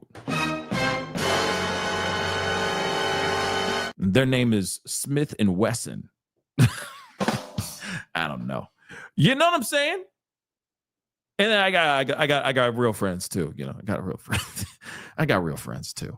I'm not saying that my only friend is a pew pew. Okay, but I got real friends too, and they're gonna be there too to scare the bejesus. You know, you get what I'm saying. Okay. Serious. I'm not sitting there going, you need to do something. I'm going, come on through. Sit down. No, you ain't doing nothing. You ain't moving. Okay. We're going to order pizza. We're going to figure this thing out. We're going to make this a little place for you. It's going to be nice. You're going to figure this out. You're going to stay right here. You ain't moving nowhere. And if I have to play full court press, okay, man on man, to make sure that you ain't running back into that man's arms? Shoot, we gonna make sure that happens, baby. I'm gonna call the village. The entire village is gonna be there. We're gonna take shifts, making sure you don't do anything crazy. Because it's about these kids. I'm filing police reports. I'm doing everything I can to make sure that this person's not putting their hands on my kid or my kid's kids. You know what I'm saying? Now you need to do something. What? This is just as much as if you know what happened, if you know this information, this is as much as your responsibility as it is theirs now. You can't just sit idly by and just let it be what it is. This is what happens. Bad things like this happen. You know what I'm saying? Like I said, I got friends, man. I got friends. Okay. I got friends. So, now this is also interesting. Vanessa, through her mother, has declined to comment on the case and has allegedly hired a lawyer as she speaks to police about her experience with her ex. So she is speaking with police. That is for sure. Talking with police now. A warrant from the 2018 incident alleges Vanessa had left her home to drop the child, which we already know about this, okay? And that, of course, he dropped her chest first on the separator of the sink, okay? No, he put his hands on her. She was probably crying or something of that sort. He didn't like it, so he put his paws on her, period, point blank. That's what I truly think, okay? Now, I understand as well that the two are now being represented by a couple lawyers. Hold on, let me pull that up. They now have representation, which is also a very interesting choice in representation. Let's take a look at this. And it's wild because to me, it sounds like they are not going to be pleading guilty. They're not going for a plea deal. They're going to fight this. And they're going to sit there and say that they are innocent. That's exactly what's going to happen. They're going to say that they didn't do a damn thing, that they're innocent. Do you realize how insane that is? Now, anything is subject to change. Let me say that too. Anything's subject to change. But apparently, they got some new lawyers. And these lawyers were connected to another crazy case that had to do with 13 kids, if I'm correct. The Turpin case, we're going to look at that as well. We got to talk about that briefly here. But here, look at this, okay? They have lawyers. Jeff Moore is representing Rebecca Haro and was the former district attorney of Riverside County. So the job that Heston, I think his name is, has with his bilingual looking nerve, okay? Same job. He had the same gig. And then Paulette Garthwaite is Jake's attorney. Both represented the Turpin's case, who severely abused 13 of their children. And now they're in jail for life. Do you see the trajectory here? They didn't win that one. Oh, no, they did not. No. No, they did not. They were in jail. They're in jail now for life because of what they did. It's disturbing. We talked about this one years ago. I totally forgot about this until people started talking about the lawyers being out. And they previously did this Turpin's case. Yeah, the Turpins are done. Okay, so instantly when everyone's like, oh, they lawyered up. Oh, snap. This is going to be crazy. They lost that mother-loving case, baby, because those two parents were insane. So yes, they're going to jail for life. They may soften the blow on their sentencing, if that makes any sense, for the Haros, but this is not a good pattern. That's not how I see this. Okay? That's not how I see this. Okay? So let's take a look at this. Thanks to Google AI. This is the Turpin case. Just so you guys remember this, a quick quick trip down memory lane, okay? So this Turpin case refers to the discovery of 13 siblings ranging from age 2 to 29 years old who were held captive and terrorized by their parents in a house of horrors in Paris, California. The rescue in 2018 led to the parents' conviction and exposed major failings in the social services system, including further attacks in or further abuse in foster care for some of the younger siblings. Now, I don't know if you remember this, but there was one. Yeah, they had like haircuts like from the 70s. They were all ate up. Like the parents were ate up. And I think one of the girls was trying to become become social media famous after all this. But again, there's a whole documentary about this too. This is crazy. So the rescue on January 14th, 2018, the Turpin's 17-year-old daughter, Jordan Turpin, escaped through a window and called 911 with using a deactivated cell phone. She told the dispatcher that she and her siblings were being abused, and that two of her sisters and a brother were currently chained to their beds. When deputies from the Riverside County Sheriff's Department raided the house, so they found a horrific scene of filth and stench, with some siblings chained to beds and others malnourished and injured. These kids were starved, so starved that they mistook them as adults. They mistook the adults, for minors. That's also crazy. The investigators later learned that the children were viciously attacked for months at a time. They were only allowed to shower once a year. So, parents' conviction. The parents, David and Louise Turpin, were charged with multiple felonies, including a lot of things I can't say on the show, unfortunately. But I know you guys can't see it, but it's right here on the screen on YouTube. So go over here and check it out when you get a chance. In February 2019, they both pleaded guilty to 14 felony counts, sparing their children from having to testify.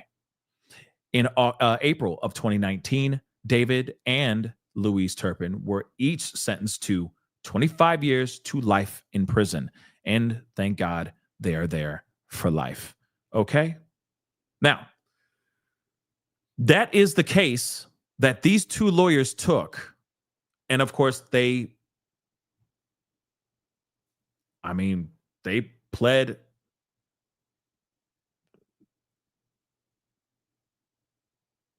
guilty to the situation.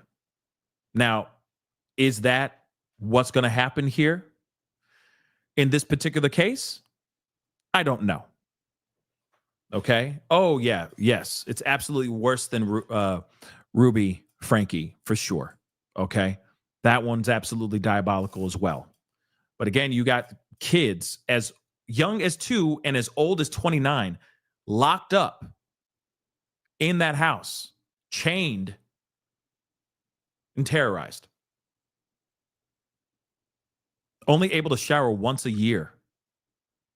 Imagine that. It's crazy how much you don't know who's, you don't know how people are living behind those closed doors. You know what I mean? Those tiny boxes, right? That are all around us. You just don't know what's going on behind those doors. It's pretty crazy. You never know. You got people looking like they're part of the Beatles or something like that, and stuck in the 1970s with their haircuts, doing God knows what to the, you know what I mean? Like it's very disturbing. It's very disturbing, but it's very real. And now you got something like the Haros and Emmanuel.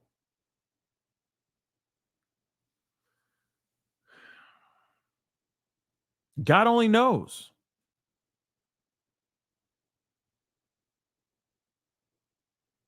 God only knows who's out there, who else is out there doing all this bad stuff. Real talk. But real quick, Nurse for God, thank you so much for being a member for the past 6 months. I appreciate it. Love all your hard work, your impersonation. When I'm not expecting them, makes me spit out my coffee and almost choke. LOL. Thank you so much. I appreciate the love. Thank you so much for tuning in and being a part of the conversation, Nurse for God. I appreciate it. Mrs. Billa, thank you so much for the super chat. I appreciate it. No Joy, thank you so much. I would go against my child to protect my grandkids. Yeah, we would be at war. I mean, see what I'm saying? You know, but then a part of you would think like, I raised you better, right? I raised you better. Now, circumstances, depending on the circumstance, if they're the ones actually raising their hand in this vicious way, I'd be like, wow, I raised you better than this. You see what I'm saying? But when they're plopped into a situation where they marry somebody, they don't realize that that person is the way that they are, right? They don't know that until the honeymoon phase is completely over. That's another thing, right? You can't really blame your kid that much, or you can't really blame your kid to that extent unless they just keep going back to that person. That's when you kind of have to, shake them back into reality. And it's like, I taught you better. I raised you better than to be in a relationship like this. Why would you succumb to a volatile human being like this? And then there's tough love, at some point, but it's a different type of tough love. Because there's one thing when you're dealing with, like, say, someone who's an addict, right? There's that tough love of like, no, I'm not going to save you on this one. You're going to go to rehab or you're not. You see what I'm saying? But when it comes to something like this, when you got like, this type of situation, I feel like tough love comes in. And sometimes you just got to be the enforcer, step in and protect and stop at nothing. But I don't know. Like I said, not every situation is the same. And nor do I have an answer for every single situation right now in this conversation. We'd be here for 5 hours, right? Donna, thank you so much for the love. Sometimes in DV situations, the attacker will threaten the family to the victim to keep them. Yeah. But see, that's the thing. That's when you need to have that's when you need to have a cowboy. I'm being real. You need to have that diehard, like, ride or die. One of the parents has to be that one being like, yo, I don't care if you erase me from this planet. That's how I feel about this. You want to erase me? Go ahead. But you're going to have to get to them, you're going to have to take me first. So go ahead. Try me. Go ahead. Don't worry. I haven't slept in years. So go ahead. I'm awake every day, all hours of the day. I know what hell's like. I've been on this planet long enough to know what hell's like on Earth. So go ahead. You know what I'm saying? At some point, you're going to have that John Wayne. You know what I'm saying? You're going to have that person be like, okay, come through. Yeah, I'm not playing. Come through. And we'll find out what's going to go down.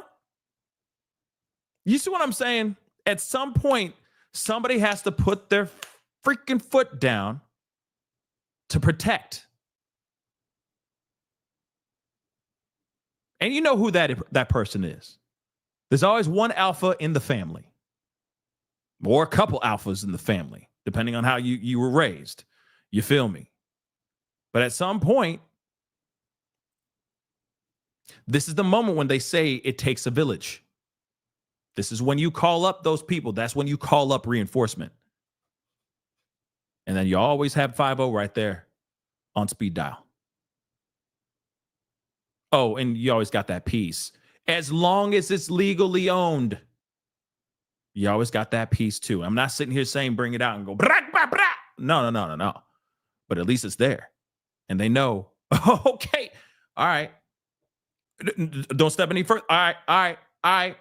Get off your okay, I'm on the sidewalk, bro. I'm in the road, bro. I'm not even on your property, bro. I'm not even on your property, man. I just want to see my kids. No, you ain't going to see your kids. Not until it's court ordered. Sorry, buddy. Yeah. No, you can't come up. Sorry. Say that again. You're so far away from me off my property. I can't hear you. What did you say again? Yeah, no, you're not. No, you can't. No. No. We'll see you in court, though. Yeah. Bye. Buenos dias. Buenos noches. Right? Adios. Just saying. Somebody got to put their foot down. Sometimes you got to put your foot down hard. That just is what it is. When it comes to that kind of situation, if this was that kind of, whoo, man, that's a life or death situation. So there's no time to make jokes. There's no time to be like, well, maybe. No, you put the foot down and you're like, no, you're coming here. You're staying here. Don't care if you're cluttering up my place. Don't care. Come on. Sit your ass down. That's it. That's it. We're going to get you a good lawyer. We're going to get some restraining orders filed. And we're going to make sure that this person stays as far away from you as possible. And if we can get this man locked up, we're going to get him locked up because he shouldn't be doing what he's doing to you and to these kids, period. Like I said, get off my lawn. You see what I'm saying? Choli, thank you so much for the love. I appreciate it. Complacency should be the next deadly sin punishable by law. Yes, I agree. See what I'm saying? When you're just sitting there going, oh no, baby. Oh, you should leave. You need to go. Run. You need to do something. Huh? The complacency is wild. But then also, let me just say this too, and I want to point this out too, because it can be a generational thing too. Let me just point that out. I forgot to say this earlier, that it could be a generational situation. Maybe the mother is the former the former mother-in-law is a victim as well. That could also be true too. And she doesn't know any better. She doesn't know how to get out of the situation.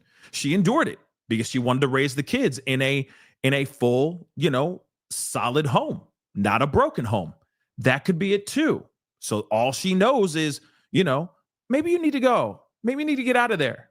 But she could also be a victim of this kind of stuff as well. Maybe not as severe, but she may be a victim as well. But like I said, I don't know her full story. But I do know that a situation like this, I'm calling up reinforcements. Okay? I'm calling 5-0, and I'm calling my friends and my family.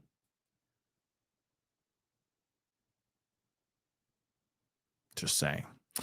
S-Dubs, thank you so much for 5 memberships. And again, y'all, thank you so much, S-Dubs. I appreciate that. And of course, guys, for those of y'all who just became members, welcome to the family. Of course, pay it forward. S-Dubs just gave you some love, so pay it forward. It's a very simple ask, okay? Pay it forward. Give some love back to somebody. Open the door for somebody. Man, I don't know. Throw that extra cheese on that burger, okay? If you're out here doing your cookouts and your barbecues, okay, this weekend. If they ask for that extra cheese on the burger, just do it, okay?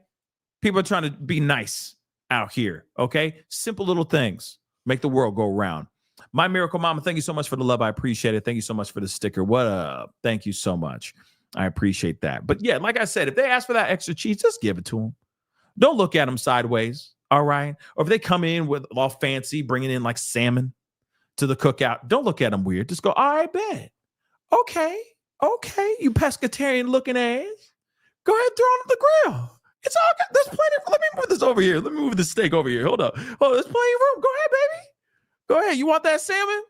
You want to barbecue that salmon? Go ahead, baby. Go ahead. Just throw it on that mug. Okay? That's it. All right? Don't throw no judgment. Just let them grill that mother-loving salmon. Okay? And quit telling people how to barbecue. How about that? That's another nicety. Okay? Just don't tell people. Standing on the side. No, you don't. Now, you keep on flipping that. That's going to dry it out. Don't be poking it and keep moving it around now. That's what's going to get it all dry. That's where you're going to dry out the burger. Don't do that, y'all. Don't just let the man grill. That's his grill. Just let him grill. Just let him grill that damn. You know what I'm saying? Let him grill. We don't need to know how dope you are on the grill. We already know. We'll find out when you go to your house and do a cookout at your crib, because then that's your grill. You know what I'm saying? Does anybody understand what I'm saying? Just don't do that, man. Okay? Don't do that backseat driving BS. Okay? Let the man or woman, okay, because we are progressive in this world. Let the man or woman grill. Okay? Let them grill in peace. Damn. Okay. Great design. Thank you so much for the love. I appreciate the super sticker. Thank you. You know exactly what I'm talking about. Every dude does it. I don't know why. Why do we do this to ourselves? Let them, and then the guy has PTSD every time because it's a whole bunch of dudes just standing around with their beers. But no, don't do that now. Now you done messed it up. You just made that burger dry as the Sierra. Okay, now, just let it sit there and simmer. Just let it cook. You see what I'm saying? Dude sitting there going, no. Yeah, do I? Now I flip. No. Do I flip it? You know what I mean? Oh man! Oh snap! What did I do? Oh man, I can't believe you put the oh man, that's sacrilegious. Oh my God, that's sacrilegious, man. That's messed up, dog. What did I do? What did I do? What did I do? You don't put the cheese on the burger while it's raw, man. Damn. What the hell's wrong with you, man? Just let the person grill. Okay? Just let him grill. Just let him grill. Please.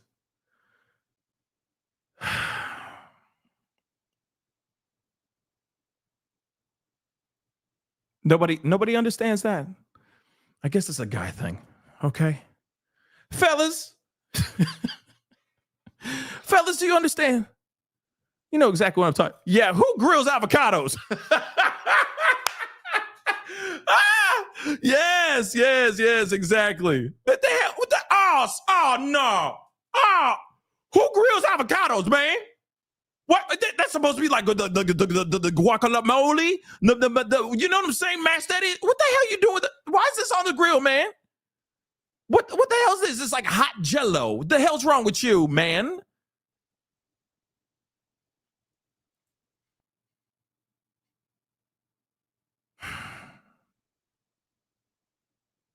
Yeah, we're talking about Lupita. Yes, we are talking about burgers now. It was just a brief conversation. I'm trying to spread knowledge and awareness because there is some serious PTSD out there for those of y'all who are grilling. I'm just saying. It can be really tough out there. Everybody knows how to grill, or at least they think they know how to grill. And they all love to try to tell everybody how to grill that ish. Okay. Well, what I would do. Oh, I see. Oh, it's a propane. Oh, okay. I see. Okay. Oh, okay. I usually use the coal. We just go way back to like the 1980s and stuff. You know what I'm saying? We go way back. Okay. I got the round grill, the way that real men grill. Yeah. But you got this propane. Okay. I see you though. I see you. Okay. That gas. Okay. All right. Oh, it's a self-igniter. Oh, you just hit the button on the side. Oof, wow. Okay, I see you. Okay, yeah, I go back to when we were cavemen. I take two sticks together and I just rub them for like the next 3 hours until there's a spark. That's what I do. Okay, I don't know about y'all, but I go in when I grill. We go all the way back because I want to feel like I'm back in the times of the cavemen. You know what I'm saying? Where the real men are out here. They're foraging for their own food. In fact, these burgers, yeah, I went out and hunted for a cow. I'm sorry. You know what I'm saying? Still has the bow and arrow in it. I just ground up the bow and arrow all up in it. So it might taste a little gamey because that arrow is still in that mug. You feel me? But that whole cow. Okay, you should see the garage right now. It's an absolute, it looks like a damn murder scene up in that piece. You feel me? Okay, but I went all the way back. You feel me? All right. I had the loincloth and everything. The war paint out there, out there in the woods. Okay. Not much hunting. I just went to a nearby farm and found old Bessie just sitting there, just grazing, eating some grass, you know. But I still did the thing. Pulled the thing. Homemade bow and arrow and everything. All right. Yeah. I know it might be a little racist, but I went whoop, whoop, whoop before I did. Oh my God. Anyway. Okay.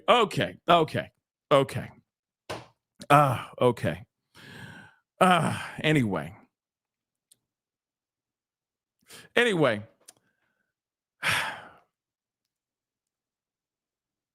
Obviously, when we find out, going back to Emmanuel Haro, real quick, just a quick left turn back into the conversation. I know everybody's here for that conversation, okay?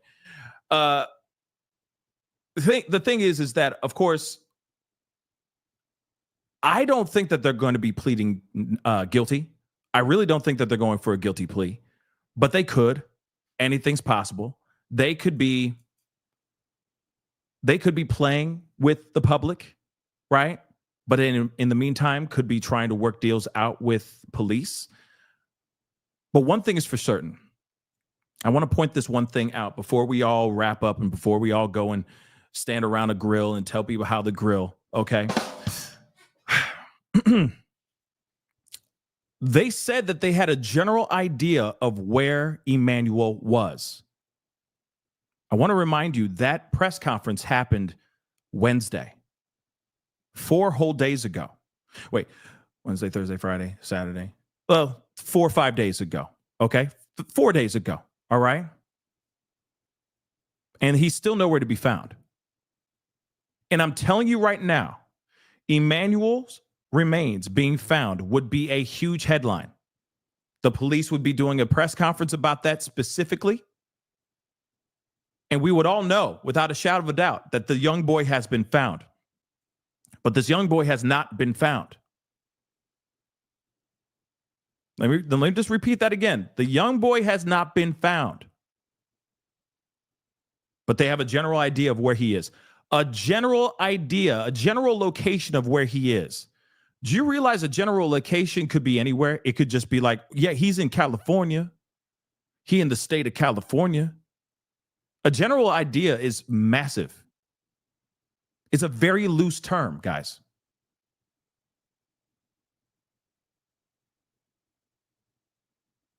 So we're still waiting. They have an arraignment on Thursday, which of course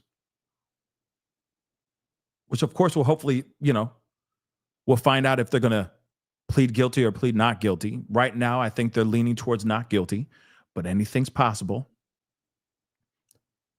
But I think there's going to be more information that will come out during that arraignment. This also gives the police a little bit more time to find them. But here's the thing. Have we heard about them out there looking? Has there been any sightings of the police actually going out and trying to find Emanuel? Have we seen them out in the hills or anything over the past 4 days? Have we?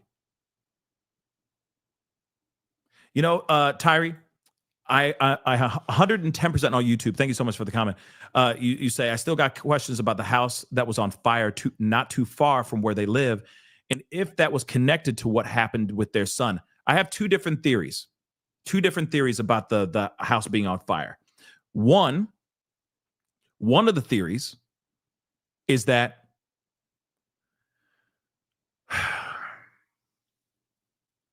there's some sort of connection, but police aren't saying anything about it. They said that there was no connection to it. So we got to just take it at face value. Here's my second theory. The first theory is that something happened in that house. they moved the body over there or some evidence, something, and then they paid somebody to light it on fire. Here's the second one, which is a little bit more logical in my personal opinion. And it may not be, I don't know, but this is my theory. My theory is that house was a house where they made math. Take out the A and put in the E in the word math. I think it was a math lab. I really do. I think that there was a lab going on. They were up there cooking. Okay, they were cooking all up in that place. But given the fact that the heat was all up in that house across the street, they started freaking out. And so I think they lit that place on fire to destroy any type of evidence connected to any type of math. That's what I think. Yeah, I think they was Breaking Bad. Yeah, absolutely. Yes. Absolutely. Yeah, they were making Blue Crystal. You know what I mean? I'm the one who knocks. Skylar. That's what I think. That's what I truly think. I think that was like they were getting too close. And they're like, oh, damn, it's hot. It's too hot over here. It's too hot. So they just lit that place on fire. That's what I think. Could be true, may not be. But it seems very strange that out of nowhere, that place just goes up in flames out of nowhere. And those two just nonchalantly just kept walking. They didn't even run. They just walked. No cares. To me, I think, yeah. Yep. Crystal Blue Persuasion. Yep, exactly. One of the greatest shows of all time. Okay. The greatest show of all time. I'm the one who knocks. Skylar. Skylar. Yeah. Great show. Say my name. Great show. But yes, I think that the second one seems more plausible to me. I don't know if it really has anything in connection to Emanuel. I really do. I'm leaning more on the thought of, I think that it really has to do with them thinking that police were way too close. And, you know, maybe one day they start walking down, they're looking in the houses. And then they see that there's a whole lab up in that mug. Yeah, that's bad. And then they do the reverse math and then they catch some other people. You know what I'm saying? That's just what I think. It's just wild that happened around that time. But I think it's solely because of the amount of media attention and the amount of cops that kept on coming back and forth to that place. So that's just my theory, you know? The back house in the window has a cross. Interesting, Lupita. I didn't know that. I think the sister has something to do with it. Has something to do with oh, you mean Jake's sister? DC or DM? I mean, I don't know if, and this is on TikTok, guys, sorry. I don't know if she has anything to do with it. I think she might have knowledge, but I don't know if she has any, like, a hand in it. Does that make sense? I don't think she has a hand in it, but I think she knows some things. But it's still crazy that you would be like defending and being on the side of a monster like that. I don't care like how much you love your brother, okay? How much you love your sibling. If your sibling's a monster like that, you're not going online and saying, you know, Emanuel was a good kid and y'all need to stop looking at my brother and his wife this way and blah, blah, blah. I don't know. I'm not sticking my neck out for volatile people, even if they are blood. I'm keeping my mouth shut and I'm being like, I'm going to let police do what they need to do. My name's Bennett. I ain't in it. But that's just me, though. That's just me. No, she didn't do anything he did. That's what I think anyway. The art The Earth Lover, right? Yeah, The Earth Lover. Yeah, yeah, I think, well,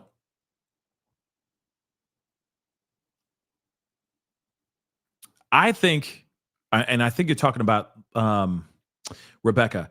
I think Rebecca had a lot to do with it, but I think it's more of she stood on the sidelines and she just let him do what he did, let him do what he do, his violent ways. Oh, the sister. I think she didn't have any. Okay, well, when it comes to the sister, I think that she knew of his violent ways, but maybe didn't know about what he was doing. You know what I mean? Or about this situation. Maybe in her mind, she's like, he would never do something like this. But then it's like, wait a second, but you know who he is. You know he was arrested and put in prison for this thing. Like I said, it's just interesting that she would stick her neck out for this guy with the background and track record that he has. It just seems sloppy. It's just sloppy work. And see, this is the other thing too. It just doesn't make any sense when people are so quick to jump into the group chat, like what the sister did. When you know for a fact your brother, before the public even knew about his track record, you knew about his track record. Yet you jump online and say, Emanuel was a good kid. He was this, he was that. Why would you say any of that? I think it's a very dumb move. She wasn't thinking, He was a narcissist and manipulator. I believe Rebecca was not in her right mind when all this happened. I mean, but see, here's the thing. It doesn't matter if she was in the right mind or not. Clearly she wasn't in the right mind, because what happened to this kid? She has not been in her right mind for at least 7 months. How's that? Since the baby was brought into this world. Okay. As soon as this baby came into the world, she was not in her right mind. Also, remember, there was another child A call made a day before they were arrested on the 2-year-old daughter that they rescued from those two. So you mean to tell me that as soon as that baby was born, she was enduring, I'm sure, all types of child A. Then she gets pregnant again. She makes a baby. His name is Emanuel. And then more punishment, etc., on Emanuel. So she's been not been in her right mind for years. It's criminal, y'all. It's absolutely criminal.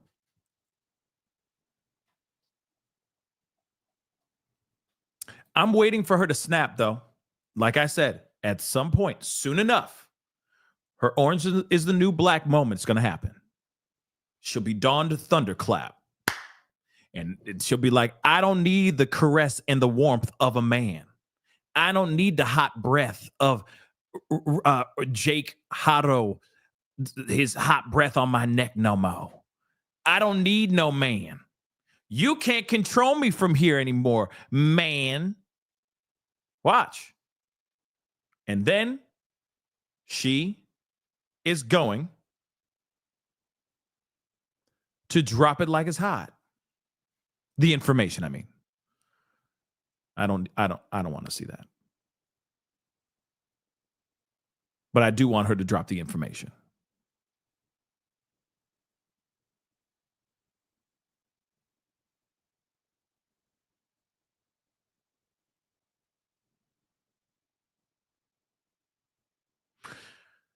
Yeah, I mean, Mabel on Facebook, I mean, she may be messed up from adoption. I know that there was a restraining order filed on her adopted mother or something like that, or foster mom or something like that. Yeah, sure. And here's the other thing, because how she was brought up, she may not know any better. She may not know how to get out of the situation as well. But, but everyone has a moment when they say enough is enough. Everyone has a moment where they go, wait, how this man or this person is treating my kids or myself is not right. And so I have to urge you guys again, and I know you're not going to be able to see this on the screen, because it's on this screen. But I do want to remind you, you're not alone. And there are places to go. There are places to find refuge. There are places to find safety. You don't have to feel what you feel. And let me say this too. You feeling trapped and feeling like you can't go anywhere is understandable. It is a normal, natural feeling. But there are places and resources that you could go and call upon that can help you get out of the situation that you're in. If you don't have family that are willing to stand up and fight for you. If you don't have bulldogs in your corner, if you don't have what's the word? Oh man, there's a phrase, and I'm trying to remember the phrase.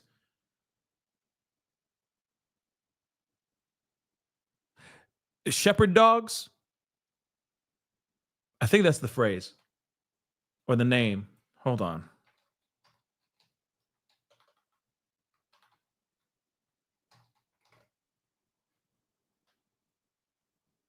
Yeah. Now, understand. Let me explain. If you don't have shepherd dogs, because you have people, you have the sheep, and you have the wolves. But in between the sheep and the wolves, you have shepherd dogs, and those dogs are there to protect the sheep from the evil, right? From the dangers at bay, which is like the wolves. Because we do have wolves in this world, and we do have sheep in this world, innocent lives, right? And if you don't have those shepherd dogs in your corner, call this number. If you feel like you can't call and or you can't reach out to somebody for that protection, to have somebody take care of you, if you don't have a place that you know for a fact if you call, they're going to be like, say less.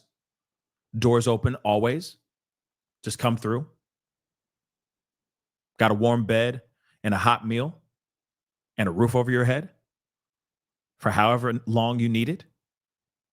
Call this number. If you think you can't reach out to other friends or people that you care about because you're worried about being embarrassed, where you shouldn't feel embarrassed, call this number. So again, the DV number, the DV hotline is 1-800-799-7233. Again, 1-800-799-7233. This number works. This number is on 24/7. You can call anytime. Quit making the excuses and just make the phone call. Or talk to your friends, talk to your loved ones. Tell them what's going on. Let them step up for you. Let them protect you. That's why we have family.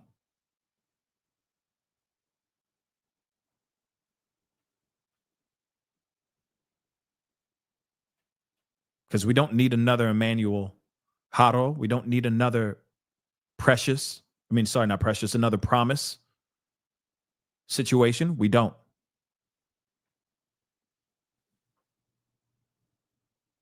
So get out while you can.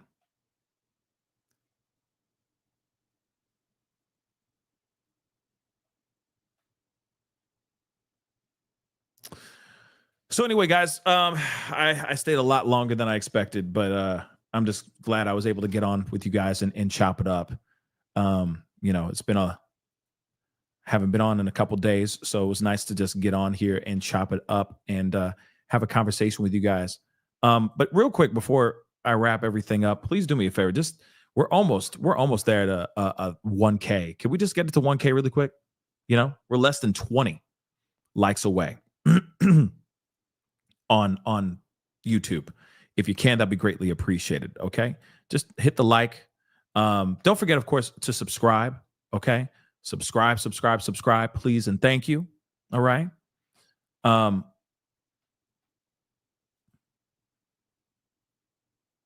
Yeah, you ain't wrong with that. I'm sorry. Doc, is it Doc? You ain't wrong with that. You said it. Quit picking men over your children. Some might be like, how dare you? You're so mean. You know what I mean? But sometimes some of y'all need to hear that too. Let me just keep it a bean. Some of y'all need to hear that too, dagnabbit. Quit picking your men over your children. Okay? Trust. Just because he giving you that vitamin D real good does not mean he a good man. Okay? Let me just tell you, plenty other dudes out there that could learn your body. Sorry, I'm just going to say it out loud. Okay? But he loves me. No, just pack up your stuff and go. I don't care how amazing it is. And 9 times out of 10, it's not that good. From what I hear, he's terrible. He was terrible, but he was there for me. I don't get that part either. When they say he's there for me. How is he there for you if he was always putting his hands on you? You see what I'm saying? Or putting his hands on your kids too. No. I'm sorry. Doesn't matter if he got money. Okay. It doesn't matter if he got that long D. Okay. That stroke game. It don't matter. Because there's plenty other guys out there that can do the same doggone thing, or at least learn you. Okay? He can learn you real quick, right? So again, yes, quit picking your men over your children. Real talk. Beautifully said. Thank you for saying that. Okay? Doesn't matter how good that stroke game is. There's plenty other dudes that can do the same damn thing. Okay? Plenty of fish in the sea. And guess what? That person won't raise his hand on you. He'll actually love you and talk to you like a human being. And then eventually give you the stroke game. But you see what I'm saying, okay? That's all I'm saying. Okay? Man. And fellas, hold on. Because the shoe doth fit on the other foot. Okay? It doth fit on the other foot, young squire. Men, don't care how fine that woman is. Is she a piece of trash? Please don't pick your girl.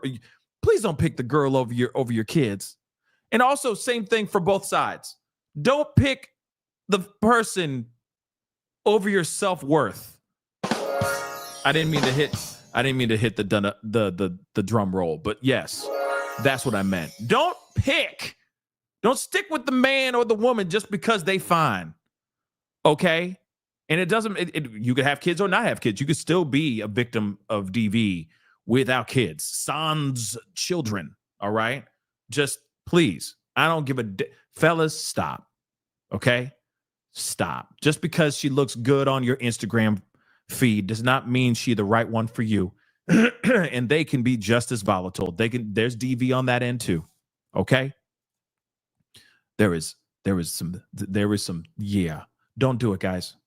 I don't care if that ooh, she a baddie. Trust me, there's plenty of other baddies in the world that will treat you with respect and show you love and not put their hands on you or talk to you in a way that you've never been talked to in your life. And no, that's not a turn on. It is not a turn on. Don't do it. That does not make, she raw with it. It's not cute. It's not cute. Eventually you're going to realize, no.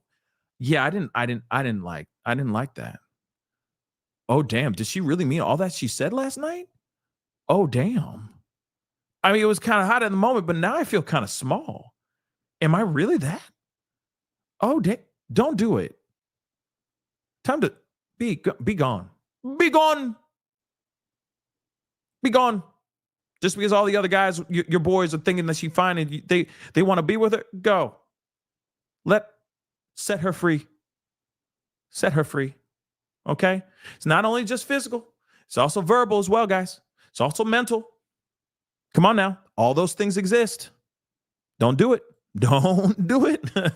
Don't do it. Okay? Yes. What? Before I go to that super chat, who said that? Sharon just said, run, run. Like I'm literally, that's me. Okay. It's like a horror flick. But that's the thing. I'm the friend that's, I'm blunt. I will tell you to run. I will. I'll be like, no, bro. No, don't do that. No, don't. Run! Like literally. Okay. Michael Myers, just, you know what I'm saying? Just, you know what I mean? And it's the slow walk. And you're like, Dad, how did you catch up to me? I'm sprinting. And she's still catching up. No, you run. Run for the hills. Don't do it. Okay? Don't do it. Okay? Just don't do it. Just don't do it. Madam, thank you so much. I appreciate it. Another reason dads are necessary in girls' lives. Yes, absolutely. Absolutely. See, fellas, that's the other thing too. We could talk about that. We could talk about all these things all day long.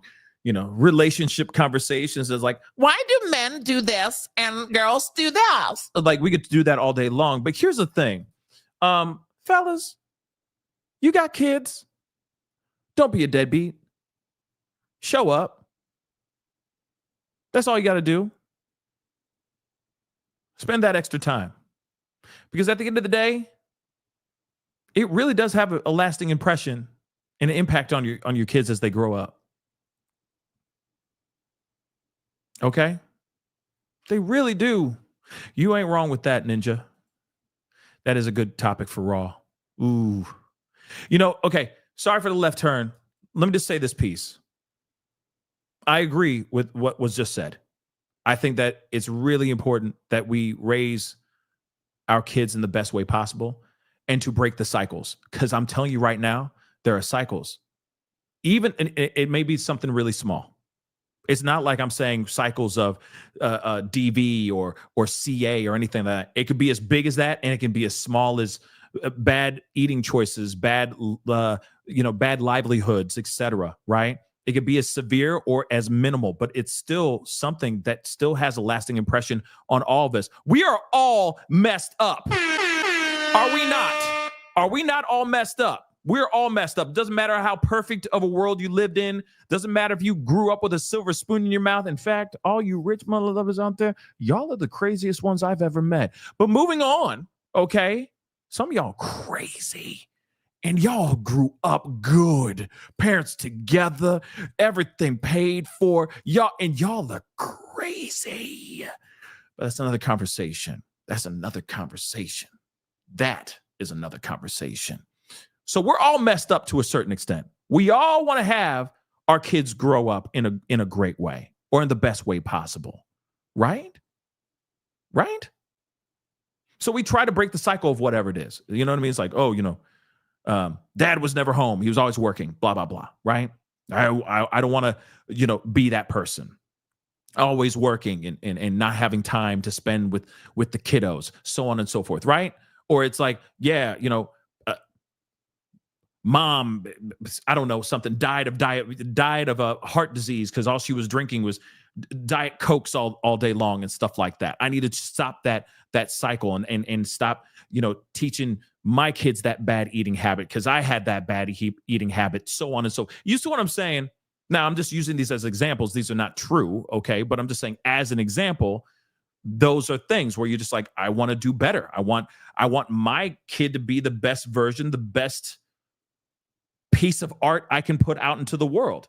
And then also, please don't be a butthole. Just don't be a jerk. Just don't be a jackass, right? Be a good kid. Make good choices. Don't be a butthole. That's pretty much all we want, right? They smell good. They're clean. They got good hygiene, right? They keep it in their pants for the most part, right? And you're not a butthole. That's pretty much what we're all worried about, right? So we're all wanting to stop some sort of cycle to a certain extent. So again, yes, I think that kids are following your example. If you're not spending time with them, as much as you can, then something's up. That has a lasting impression on your kids. Here's the other thing, too. This is a dead giveaway, too. When, at least from what I've seen, because I've seen all types of different dynamics of families growing, like raising kids and all that stuff, and their dynamics between the father and the kids, or the mother and the kids, right? And some mothers are some parents are just a-holes, okay? And you can see it from a mile away. When it's, and this is just from my experience, okay? I'm not saying anything bad about anybody out here, okay? No disrespect to any parents out there. I love you guys, all love here. But from what I've seen, when the kids are not like wanting to share these moments with you, if they're not screaming mommy, daddy, and trying to be all up with you everywhere you are and all that, and they're just sitting there doing their own thing. I mean, sometimes I know it depending on the situation. Okay. It's not foolproof, but I feel that some kids are not really fully connecting with their parents because the parents aren't fully connecting with their kids. You see what I'm saying? Or you see what I'm saying? I know this is a little bit of a left turn here, but it's Sunday, so F it. But this is just something I've noticed, Shoot, I saw a viral post online where it was like a daycare was complaining about how kids are knowing how to turn on their iPads and get to their favorite TV show or their favorite program on their iPad, but they don't even know how to open up a packet of ketchup or, simple things like simple motor skills, very simple things, right? Don't know how to do those things. And it's like, wow, where are the parents? Why aren't the parents no joy? Where are the parents being parents, right? Teaching him those things, making him learn these specific things, so on and so forth. You know what I mean? And I feel like a lot of times it's like plop them down, throw an iPad in front of them, and then you go off and do your own thing. But one thing is for sure for me, and I saw this on a TikTok, and it made me really emotional because I realized how loved I am. And I know I don't talk about my family and my stuff very often, but one thing is for sure, when you have your kid get so excited about seeing you that they're literally running into your arms. Like, I've never experienced something like that in my life. You know what I mean? Like, I'm a new dad for the most part, but the thing where they're like, daddy, you know what I'm saying? And all they want to do is tell you everything and show you everything. To me, I feel like that shows that you are a doting parent. Because your kid just is like, this is the coolest thing. And it's like, it could just be as small as like Play-Doh or that sand, the connective sand stuff, whatever the hell that is the worst stuff in the world, by the way. My God. Why does it exist? That's another conversation in itself. But I'm serious, just sliding all over the house. You know what I'm saying? See, because of that sand that's all over the floor, that residue, okay? I hate it. But anyway, the fact that they're like, ooh, Play-Doh, look at this, look at that. You know what I mean? Look. To me, it's like, okay. It's that bond that you're having with your kid. And you're teaching them things and you're showing them things and all that, right? Yes, Nene, it's that unconditional love. And so so I feel like when you say, yes, the kinetic sand. Yeah. Whatever the hell's called. I hate it. Okay. It's the worst thing in the world. But anyway, because you find it everywhere. Everywhere. But I think it's very important. And I feel like you need to see that from the kid, from your kid, to be like, yo, you know what I mean? Look, daddy, hey, look what I did. This is you know what I'm saying? Like, You see what I'm saying? And I feel like that is a sign of the progress you're making in the bond that you have with your child. Okay, don't get me started with glitter. We haven't gotten there. We haven't gotten there, little Patty. We haven't gotten there with glitter. Don't even bring it up. Because next thing you know, there's going to be glitter everywhere. Just glitter. I'm going to be like, no, it's going to be everywhere. So don't do me like that. And slime, we ain't talking about no slime. Not today, Satan. We ain't doing that. Okay. But you know what I mean. When you're trying to do everything you can to raise your kid the best way you can. Right. And I think it's really important to see those little moments to be like, okay, I'm doing good. And it's not like this whole moment you're like, oh, my kid loves me. I'm the bomb. No. It's just like, oh, it's that bond. And you may not notice it at that time, but you just take that one moment every once in a while, just step back and go, wow, that's dope. I'm really lucky. I've cultivated a relationship with my kid so much that this kid, my kid, is so excited about showing me everything. And yes, of course, sometimes that can be really annoying. Yeah, it can be. Sometimes you're trying to take care of something. Man, sometimes you're just trying to take a dump. You know what I'm saying? Okay. You're like, okay. Yeah, Oh, wow. Cool. I'll be out in a sec. Hold on. I'll be out in a sec. Yeah. Oh my gosh. Crazy. The Play-Doh did what? Where did it go? You know exactly what I'm talking about. Okay. But every once in a while, you got to take a step back and go, okay, just take a little progress report for yourself. No, you don't have to sit there and go, oh yeah, I'm the best. You know, I'm the next Miss Rachel. Look at me. You know what I mean? No. Okay. Don't do that. Okay. Just take a second and just embrace the moment. You know, it's those little things that I think are really incredible. And then keep it up. Don't just be like, all right, you know, my job here as a father and as a parent is done. No, you're not done yet. You got 18 more years. You got the whole rest of your life actually to be a parent. And I know some of y'all are like, no. Once they get out to college, it's done. It's the rest of your life. And so I say embrace those moments.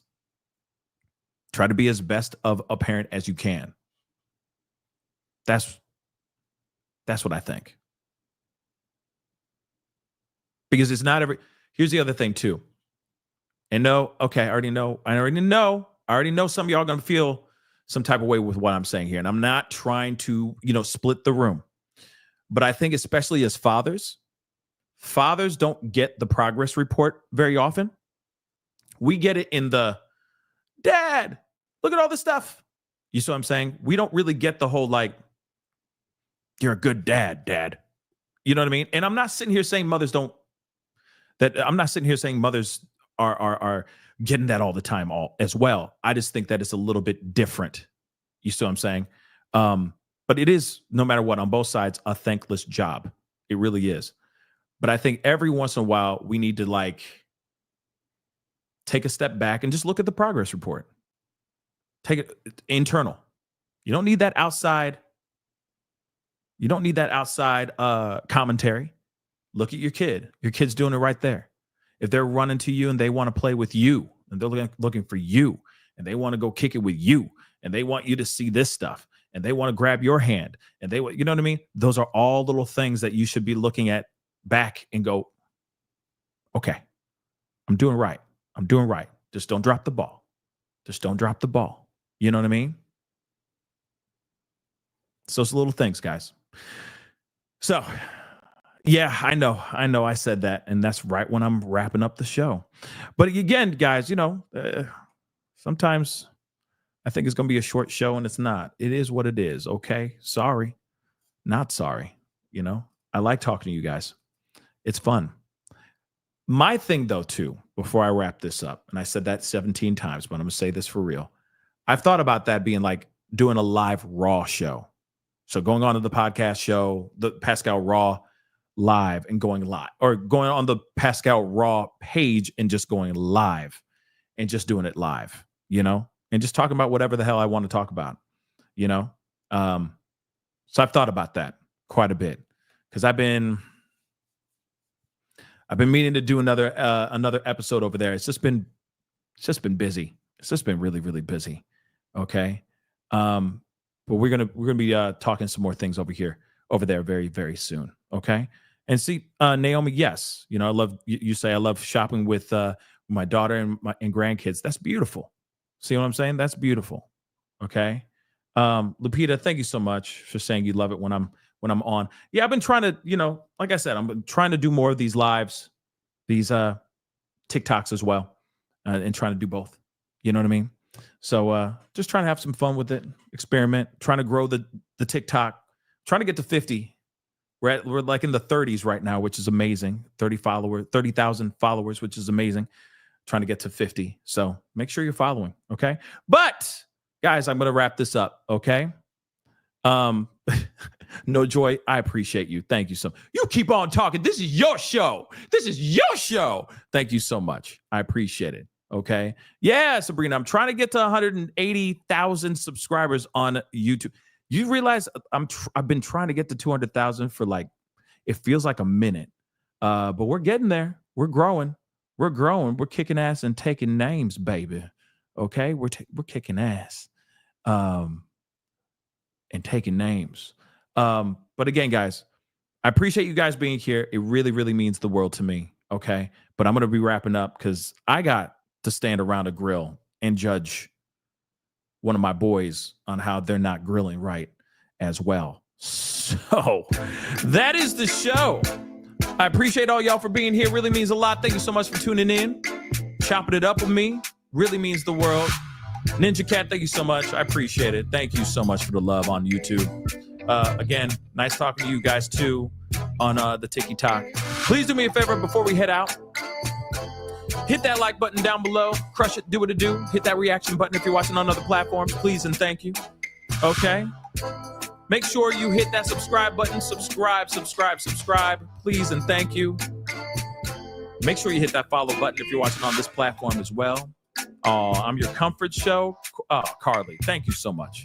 That means the world. Thank you. I'm working on something for this to merge, for these two worlds to merge. I'm working on it, okay? Just need a little bit more time. I always say that. It's just been busy, y'all.